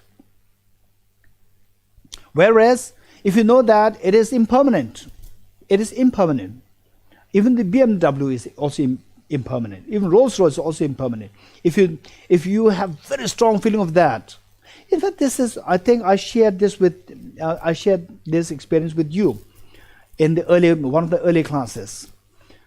That Tibet House, we bought a car. Several years ago. And then, of course, this is the official car, and I should make sure that I have the responsibility to make sure that it is not just, it is damaged easily. And the driver also knows that. And then one time the another car hit it, and the driver was so nervous and told me, Geshe, the car was scratched, not because of me. I kept it there, and somebody just banged against our car. And then my heart, my scratch happened to my heart. Of course, it's not my car, it's Tibet's car. The scratch happened, oh no. Okay. Then just recently, 2 days ago, the same car, I saw that scratch there. I saw that, And then suddenly I felt such a freedom, literally a freedom, feeling that now I don't worry. It is impermanent. After hitting it, then I realized it's impermanent. Then literally I felt the relief and freedom that now any car hits it is fine, it's impermanent, what to do? Then, so I really felt the freedom there. Now there's that anytime another car can hit it, this tension is not there. Impermanent is impermanent. Try your best that no cars hit you, you don't hit other cars. But if something happens, it's impermanent. This is number one. So with this, then they say the feeling. The feeling is not a tension feeling. With this, then the anxiety. Anxiety is the movement, very aggressive movement of the mind. That doesn't happen. Intention. Intention makes the mind move in a very aggressive way. So that doesn't happen. You feel the freedom there. Literally, you can feel the freedom. This is amazing. This is number one. Number two. Okay. Number two is that, okay, listen. One example that I give is that, say husband and my wife, or say the parents and children. Say the child says that, okay, I do my meditation, and in the meditation I breathe, say like the 30 times. 30 breathe in, breathe out, one cycle. 30 cycles or 40 cycles. Okay, let's say the 40 cycles in 2 minutes. Then the parents panic. Oh no, you have some medical issues. I said, what medical issue? I'm fine, I'm totally fine. And then you said, tell me how many cycles in 2 minutes? 14 cycles. You said 40? 40 is a medical issue? No, I said 14. No, you said 40. I said, no, I didn't say 40. I said 14. No, you said it 4. Look. So there, now you said it 4. And then say, I didn't say it. And say, yes, you said it. And then the volume increases both sides. Right? And the blood pressure increases. So earlier, the mother is worried that the child is having the blood pressure. Now the mother is creating more blood pressure on the child. This is because of look at how it works with these 5 of the omnipresent mental factors. Let's see.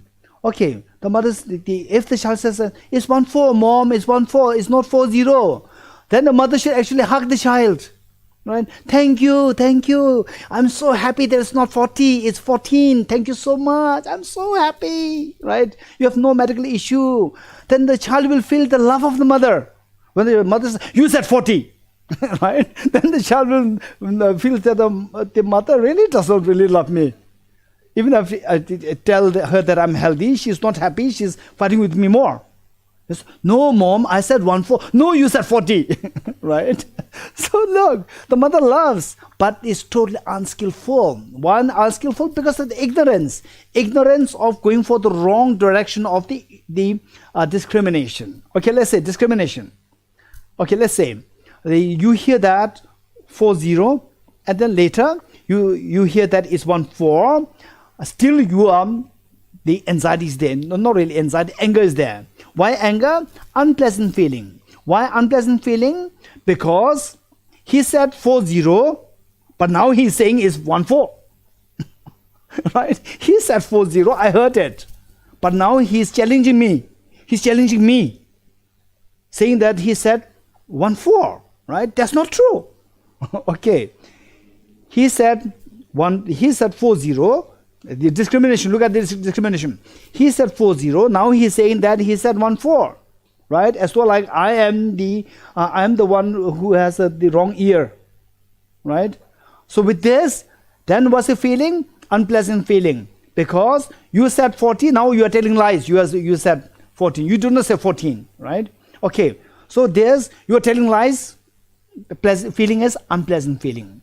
What makes us unpleasant feeling? Because of your child saying, 40, now saying 14.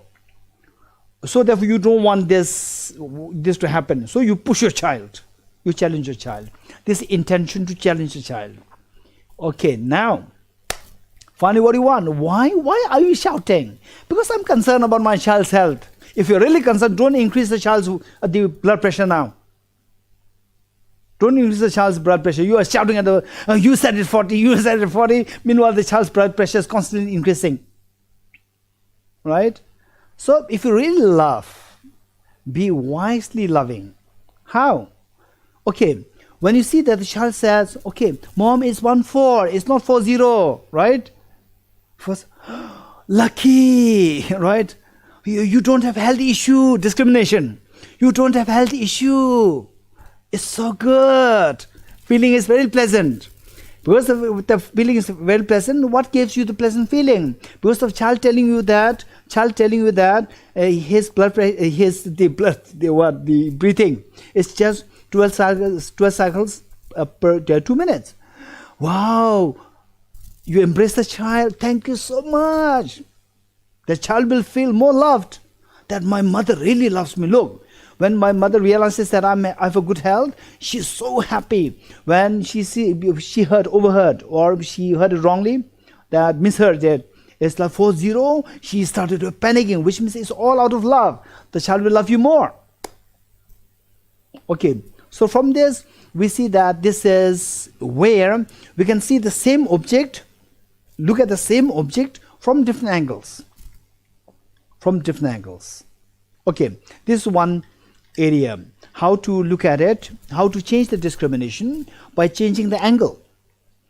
Then the other side is, the next one is looking at the same reality in relativity, in relative terms. Looking at the same reality in the context of relativity. This is very important. Okay, Mariela, we have 3 more minutes. So I have still a few more things to cover. What should I do? Well, thank you. I think it would be very nice if you can continue. If you have for another 15 minutes? For another 15 minutes? Okay, Mariela's the discrimination is amazing.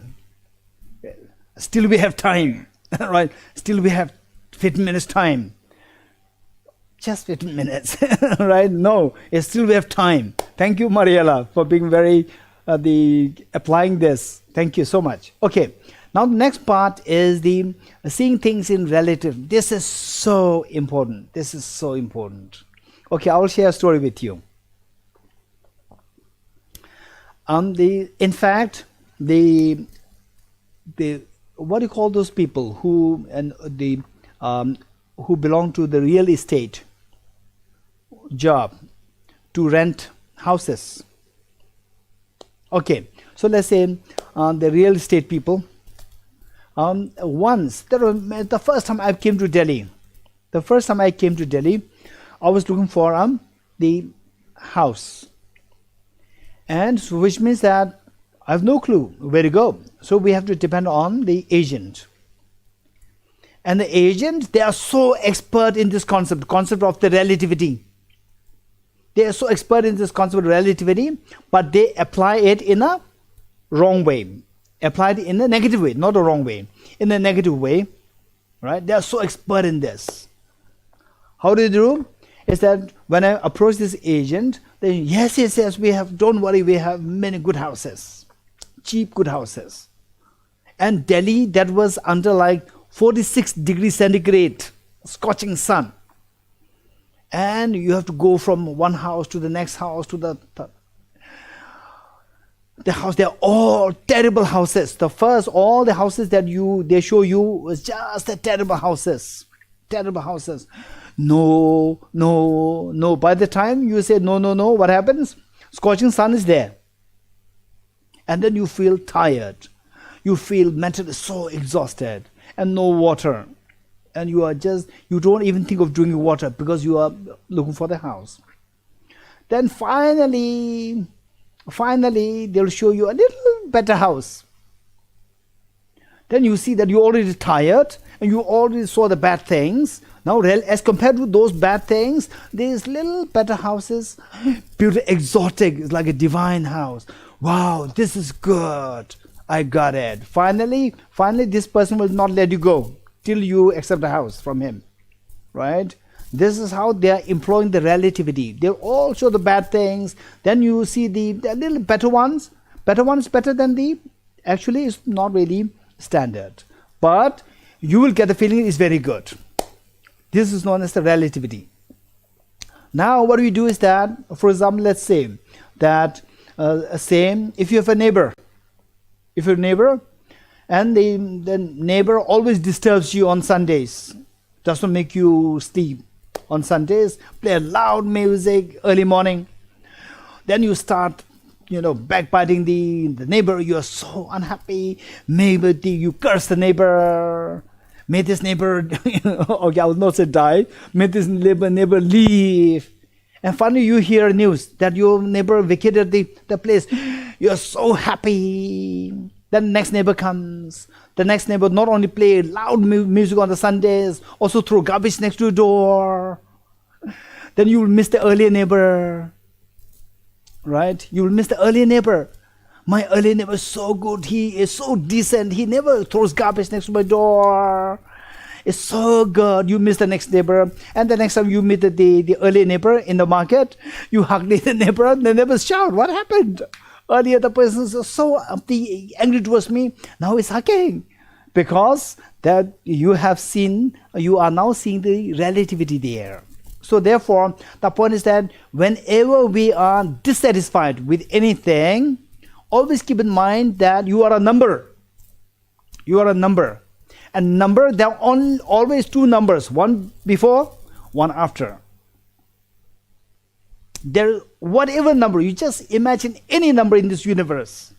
There's always one number less than that, one number more than that. Let us not forget this. With this in mind, when you're doing, when you feel demoralized, oh no, I'm so weak, my salary is so low, I'm so incompetent, then you are a number. Do you remember that you are a number? Then you think of the number less than yours, one number which is less than yours. Think of that person. Wow, I'm so fortunate. I have all these qualities. I have all these competencies. I have food to eat. I have a place to stay. I'm so lucky. At least I can go to somebody and ask for loans. That person gives me loan. But these people, they even don't get any loans from anybody. I'm so lucky. And whereas when you feel a little egoistic, look at the number, the one more than you. Oh, I'm nothing. When you feel that I'm somebody, then the ego stops your growth. And at that point, you look at the number more than what you are. And then your ego will go down. This is an extremely important thing. They're seeing things in relative terms. This will make your life very easy. Okay. But this should not be an excuse, particularly for the younger ones. This should not be the excuse for the younger ones. Thomas, this should not be excuse for the younger ones, right? Mom, now you heard what Geshe said.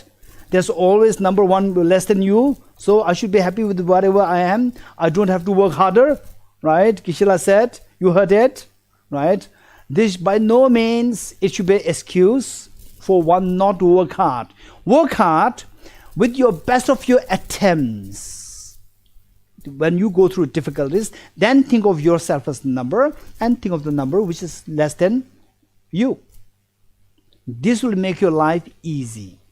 Finally, your agitation should not be happening. Your agitation, your sadness, that you feeling demoralized. So these will actually destroy your immune system, will destroy your spirit, and with which your health will go down, your mind will go down. So therefore, it's very important to think of this one, being a number. This is very important. Okay, now the next part that I'll share with you before I wind up is, which is so important. So important, and I don't like to miss this part. This is very important. Finally, What we want is, okay, if you agree with me, just note your head that there are two things which we want in the final say. Number one is that I want to get rid of all my fears or anxieties. Number one. Or just note your head if you agree with me. I want to get rid of my anxieties. Anxieties, stress, fear, unhappiness, whatever you may call it. Number one. Number two is, I like to simply have the sense of fulfillment. I want to have a greater sense of fulfillment. And if possible, 20, 50, more, the better. Note your head if you agree with me. Very good. Okay. If this is who you are, if this is what you see as the purpose of your life, to get rid of all your miseries and to have the maximum fulfillment or the happiness, if this is who you are, the secret in the formula, the secret formula for these two. Number one, the fearlessness. To get the maximum fearlessness is to cultivate the most refined wisdom, the wisdom of interdependency. This wisdom of interdependency will guarantee all your fears to dissolve. Number one. Number two, if you want to have the maximum happiness, maximum fulfillment, go for the unconditional love. Go for the unconditional love towards others. This will guarantee that you will have a maximum happiness. Okay. And for this, you will ask me a question. You can ask me a question. The question most likely that you can ask is that, but practically, how can we do it? Practically, how can I have unconditional love to us all? I can't have it. I can't even manage my mother. I can't even manage my husband. I can't even manage my the wife, right? It's very complicated, right? So how can I think of having unconditional love towards all beings? Is it practically feasible? This is a question. Answer is yes. How yes? To make it very short. So this will take us to what is known as the practice of the bodhicitta. Practice of bodhicitta, the practice of bodhicitta, which wishes to achieve the greatest strength to benefit all beings out of unconditional love. So for that, there are two methods given, and I'm going to give just a summary, just the essence of that, in order to see that, oh yeah, that makes sense. That makes sense that, of course, it's not that easy, but it's not feasible. It is feasible. How? Okay, we see that, say, somebody who you love so much. Somebody who you love so much, that's easy. That's easy. Okay, I love that person. Unconditional love for that person. Okay, that's easier. But what are neutral people? And what of the difficult people? Okay. How? For difficult people, it's very complicated. For the neutral people, likewise, it's very complicated. How can I possibly extend love and affection towards neutral beings and the difficult people, and that too such an enormous number? How can I do that? This is a question. So for that, we have to keep in mind that this intense love, generally speaking, is of two kinds. Intense love that you feel is of two kinds. One is biologically given. For example, the mother's love towards the child. This is so intense, it's so beautiful. It's so intense, so beautiful. And the father's love towards the child also. Child meaning the young child, tender young child, not the 16 years old girl or the boy. 16 years old girl, boy is very complicated. Right? Okay, when the child is cute.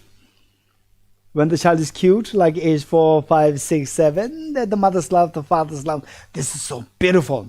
This is more like the biological feeling of love and affection. One. The number two is the feeling of love and affection on the basis of the reasoning. On the basis of the experiential reasoning, I would say. Experiential reasoning. What does it mean by experiential reasoning? In other words, say the love and affection the mother feels towards the child, parents feels towards the child, and the child feels towards the mother. Two. There are two kinds. To put it in a very simple way, I would say that this love and affection that you can think of can be thought of in two ways. One, which is more biological, how the mother feels towards the child. And the other one is how the child feels towards the mother. What is that one? We cannot, for example, we cannot generate the love towards all the beings, the way the mother feels towards the child. This part we cannot make it happen.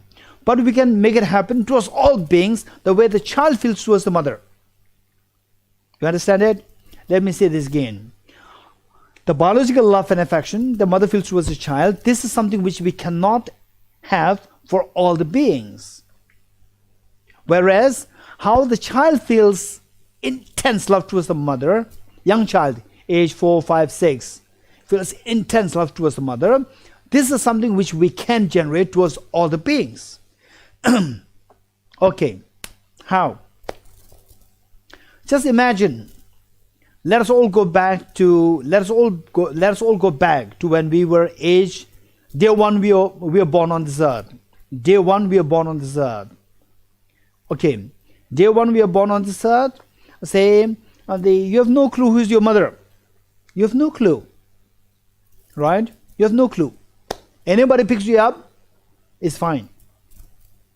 Okay, some people may say that, okay, the child in the mother's womb, the child could feel the mother's, these things. To be very honest, these are all on a very subtle micro level, not the macro level. Intense love that I'm talking about is on the macro level, it's not the micro level. Okay, on the macro level, the child, one day old child, does not feel any special affinity towards the mother, because the child cannot even recognize the mother. Generally speaking, there could be one exceptional case out of billions, out of 1 million cases. Otherwise, generally speaking, for all of us, it is that we cannot identify the mother.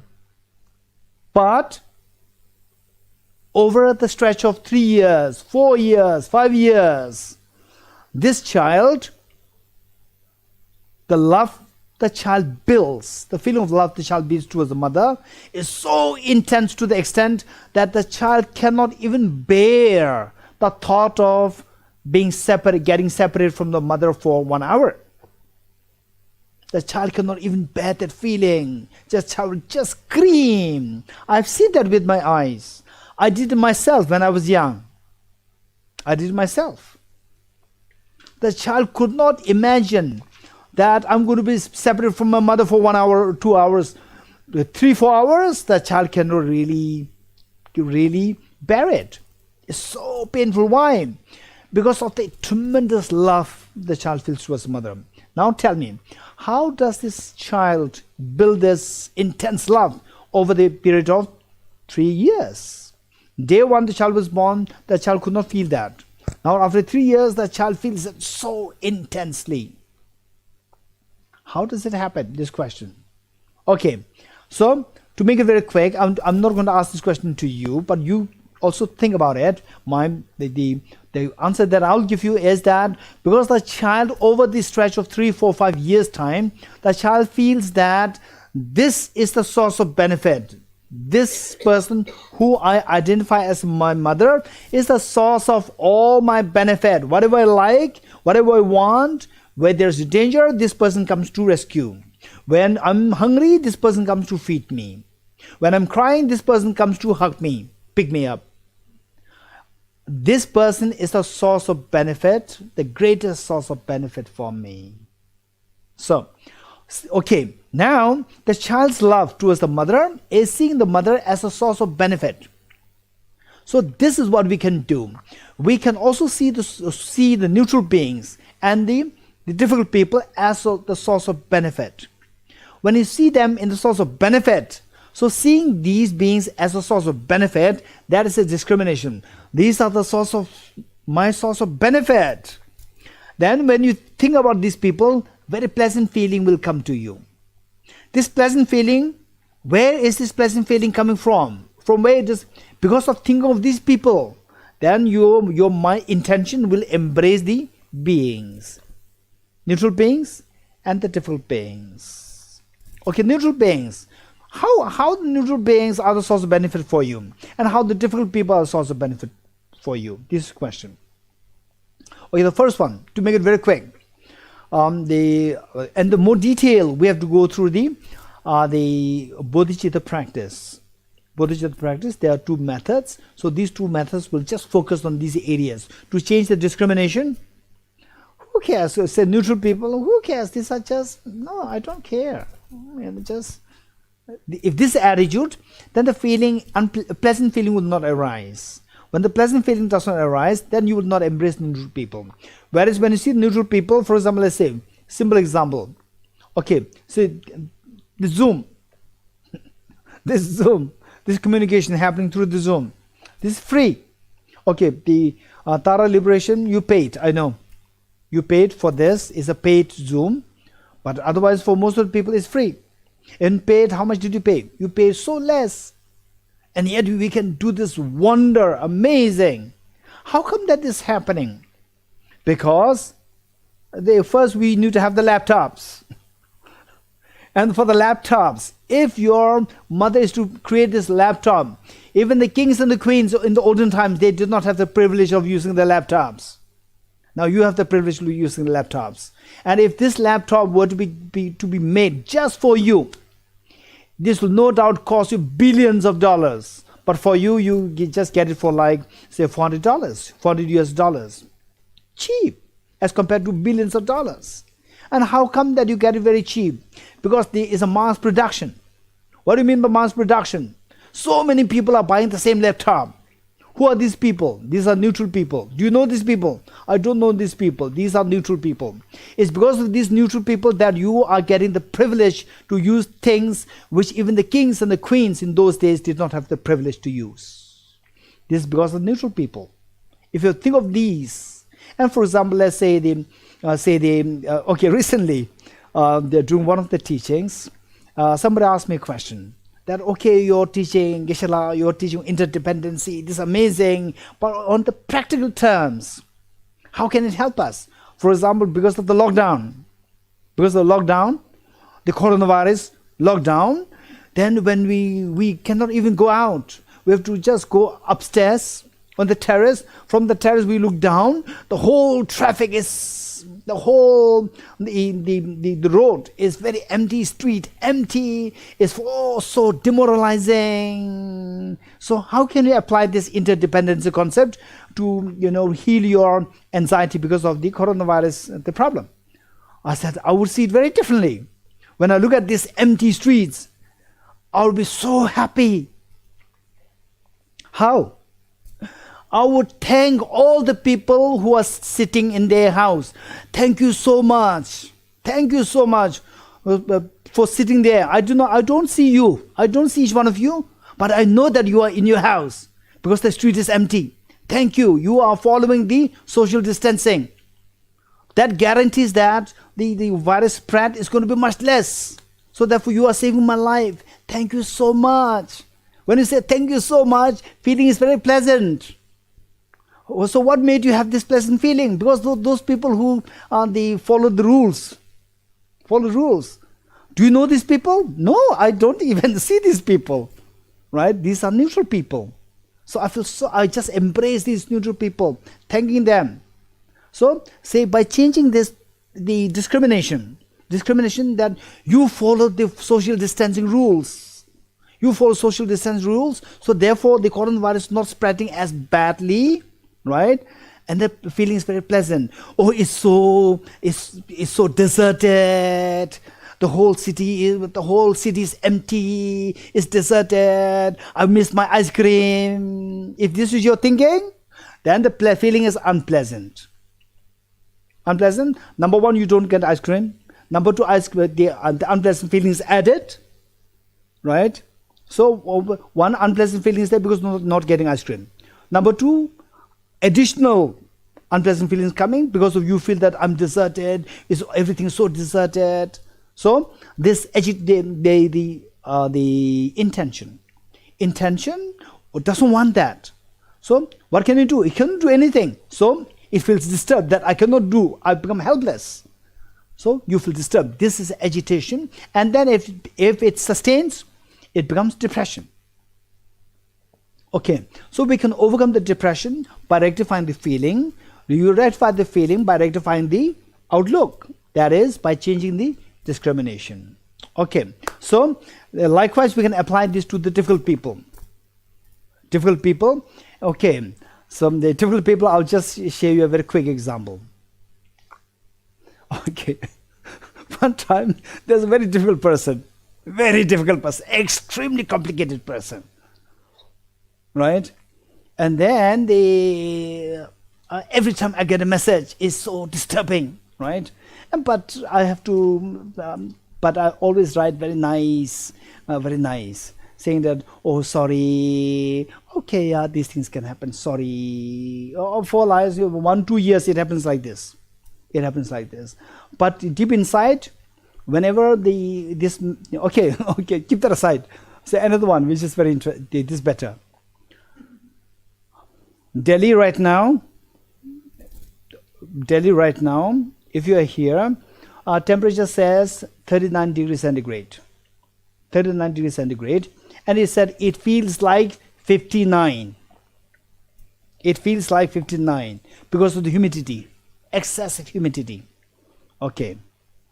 So this is where I'm now, right? Then this year is unfortunate because of the coronavirus. Otherwise, every year I travel a lot. I travel. And then once I landed in Pune city. At the airport, I could feel the breeze. Literally, I could feel the breeze. Wow, it's so beautiful. I could feel the breeze. And then my host was wiping his sweat, saying that, Geshe, it's so hot, it's hot. No, I could feel the breeze. It's so beautiful. He said, no, Geshe, you're joking. No, you're joking. He said, no, it's so hot. Then I said, okay, I'm so grateful to Delhi. Because of Delhi, 46 degrees centigrade, 47 degrees centigrade, wherever in the world I travel, I could feel the breeze everywhere. While people are complaining, I feel the breeze everywhere. Wow, I feel so grateful, right? So that I got the opportunity to feel the joy wherever I traveled because of Delhi. So Delhi, people say it's a very harsh place, very harsh weather, right? So this harsh weather is something which we dislike. It's a difficult person. Because of this difficult person, whoever other person you meet, they're all very gentle, divine people, God and goddesses. They're also nice. So therefore, difficult person allows you to enjoy the rest of the world. Difficult situation allows you to enjoy the rest of the situations. Difficult weather allows you to enjoy all the weathers in the world. This is amazing. Literally, if you could feel it, you apply this in your life. So there, you see that because of seeing the difficult situation, difficult already, okay, but now look, it's so difficult, the weather is 46 degrees centigrade, then the feeling is unpleasant. And then you want to run away. You cannot run away. Coronavirus, you are quarantined. You cannot run away. Whereas Delhi 46 degrees centigrade, yes, this because of this, wherever I travel, I go to Finland, it's divinely pleasant in the month of August, and then September, then I go to Israel, it's so beautiful, at temperatures 42 degrees centigrade, it's so beautiful, the weather. And then to the France, it's very beautiful. So wherever you go, it's so pleasant. So seeing this difficult, you see that because of this, I get the opportunity to feel the joy there. So this discrimination will make you have a very pleasant feeling. This pleasant feeling will make you embrace what makes you have this pleasant feeling. That is Delhi. So you embrace Delhi, difficult person. So it's the kindness of Delhi that I get the opportunity to enjoy all the other places. Okay, It's already like 24 minutes past. So we'll stop here. Thank you, Geshe. That's wonderful. So precious. And thank you for extending it so that we were able to cover everything. Shall we do the dedication? Yes, yes, yes. Okay. First of all, let me wholeheartedly thank Mariela. Thank you so much. So you have been really communicating with us for all these many months. You've been very precise. You've been communicating. You've been creating all these posters. Thank you so much. And then you feel the joy to see that the number of the people attending this course is increasing. I could see the joy in you. You're so happy. I can see that. And there's Tinala, you're wholeheartedly working for the center. And then we have the Zarinala also. And then I learned from the others that the Vili joined as the co-member there. Likewise, there are other members there. I wholeheartedly thank you, each and every one of you, who are making this Tara Liberation Buddhist Center so vibrant and the beneficial for many people. Thank you so much, each and every one of you who are related to the Tara Liberation Center, and all others who attended this course. I'm so happy. Thank you so much, each and every one of you. And so let us do the end dedication prayer. Let us dedicate the marriage thus gathered. That is Holiness the Dalai Lama, whose birthday is going to be celebrated very soon, on the 6th of July, very soon. And who is literally, he's the light of joy, who's the light of wisdom, the light of compassion for the whole world. So let us pray that His Holiness the Dalai Lama lives long and that his wishes be fulfilled spontaneously. And let us also pray that this incredibly great teaching of the Buddha Shakyamuni, the teaching of unconditional love of the Bodhicitta, and the teaching of the wisdom to see the relativity, to see the interdependency, where all our miseries and tensions dissolve. May these two teachings of the Buddha Shakyamuni thrive in the minds of all dear sentient beings wherever in the world. And let us pray that the sources of these teachings, the big monastic universities of the Sakya, Kakyu, Nyingma, Gelug, and from the Chinese tradition, from the Theravada tradition, all these teachings of compassion and wisdom, they thrive. All these centers thrive in the activities of the teaching, study, reflection, and a meditation of these teachings. And also may all these centers, Dharma centers, like the Tara Liberation Center, Tara Liberation Buddhist Center, may the activities of benefiting the people by making them accessible, by making them they have access to the teachings of the Buddha Shakyamuni on the wisdom of emptiness and compassion. May these centers also thrive in the activities, and may all the volunteers of these centers, may you have a very long, healthy, happy life, and that you be able to imbibe the teachings of compassion and the joy within you very soon. And may each one of you, through your concerted effort in the practice of, in the study of the Buddhist psychology, in the study of the ontological reality, of the emptiness, of the dreamlike nature of all phenomena, may each one of you become such a reliable guide to lead all other dear sentient beings towards the ultimate state of fearlessness and the ultimate state of infinite happiness. With that in mind, let's turn to the additional dedication prayer there on the screen. And imagine that all sentient beings are joining you and you are leading this prayer. In the land encircled by snow mountains, you are the source of all happiness and good. All powerful chanted say Tenzin Gyatso, please remain until samsara ends.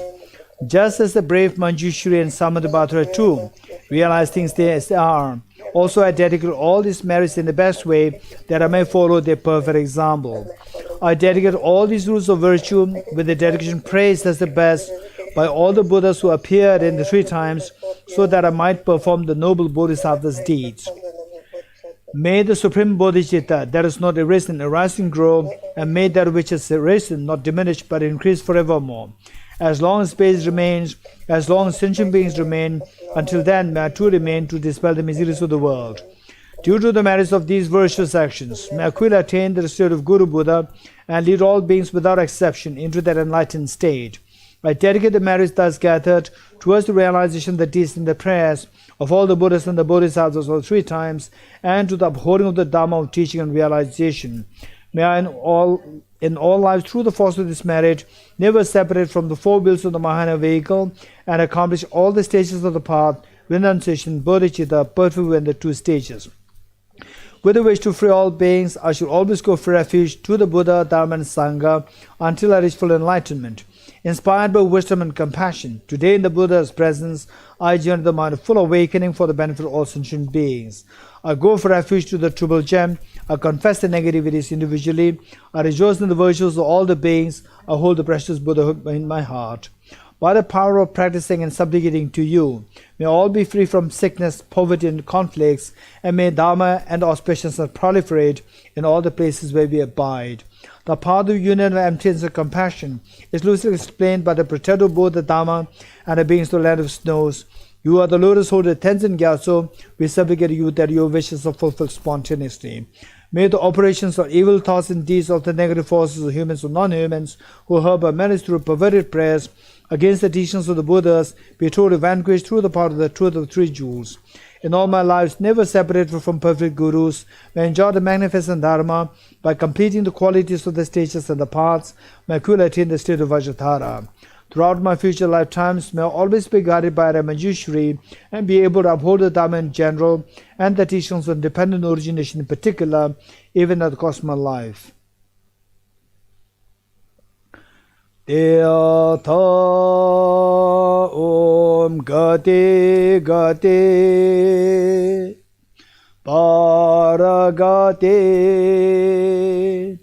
Parasam Gate Bodhisvatyata Om Gate Gate Paragate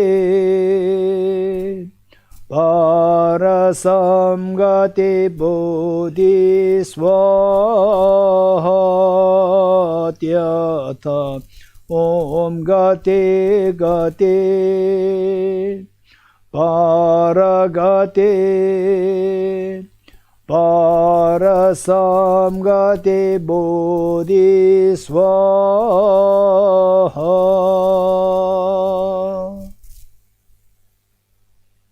So thank you, Geshe, on behalf of the Liberation Study Group, and thank you for bearing with me because I was very much requesting for details beforehand, and I'm very happy that today went without any technical issues and there's no interference from anybody's part. And I also thank very much Billy and Stina and for their effort and hard work and everything.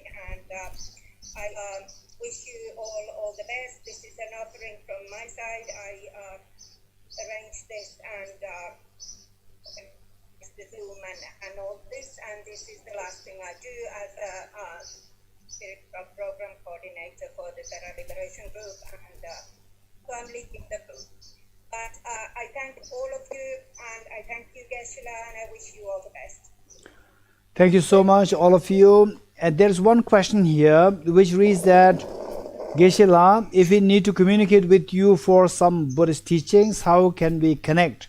So the best would be contact one. You already have the contact with the Tara Liberation, Mariela. You can contact Tara Liberation Center there, or you can contact Tibet House, office@tibethouse.in, office@tibethouse.in. or you can contact Mariela, and we are having a very the frequent exchanges, and you will get my contact details from Mariela.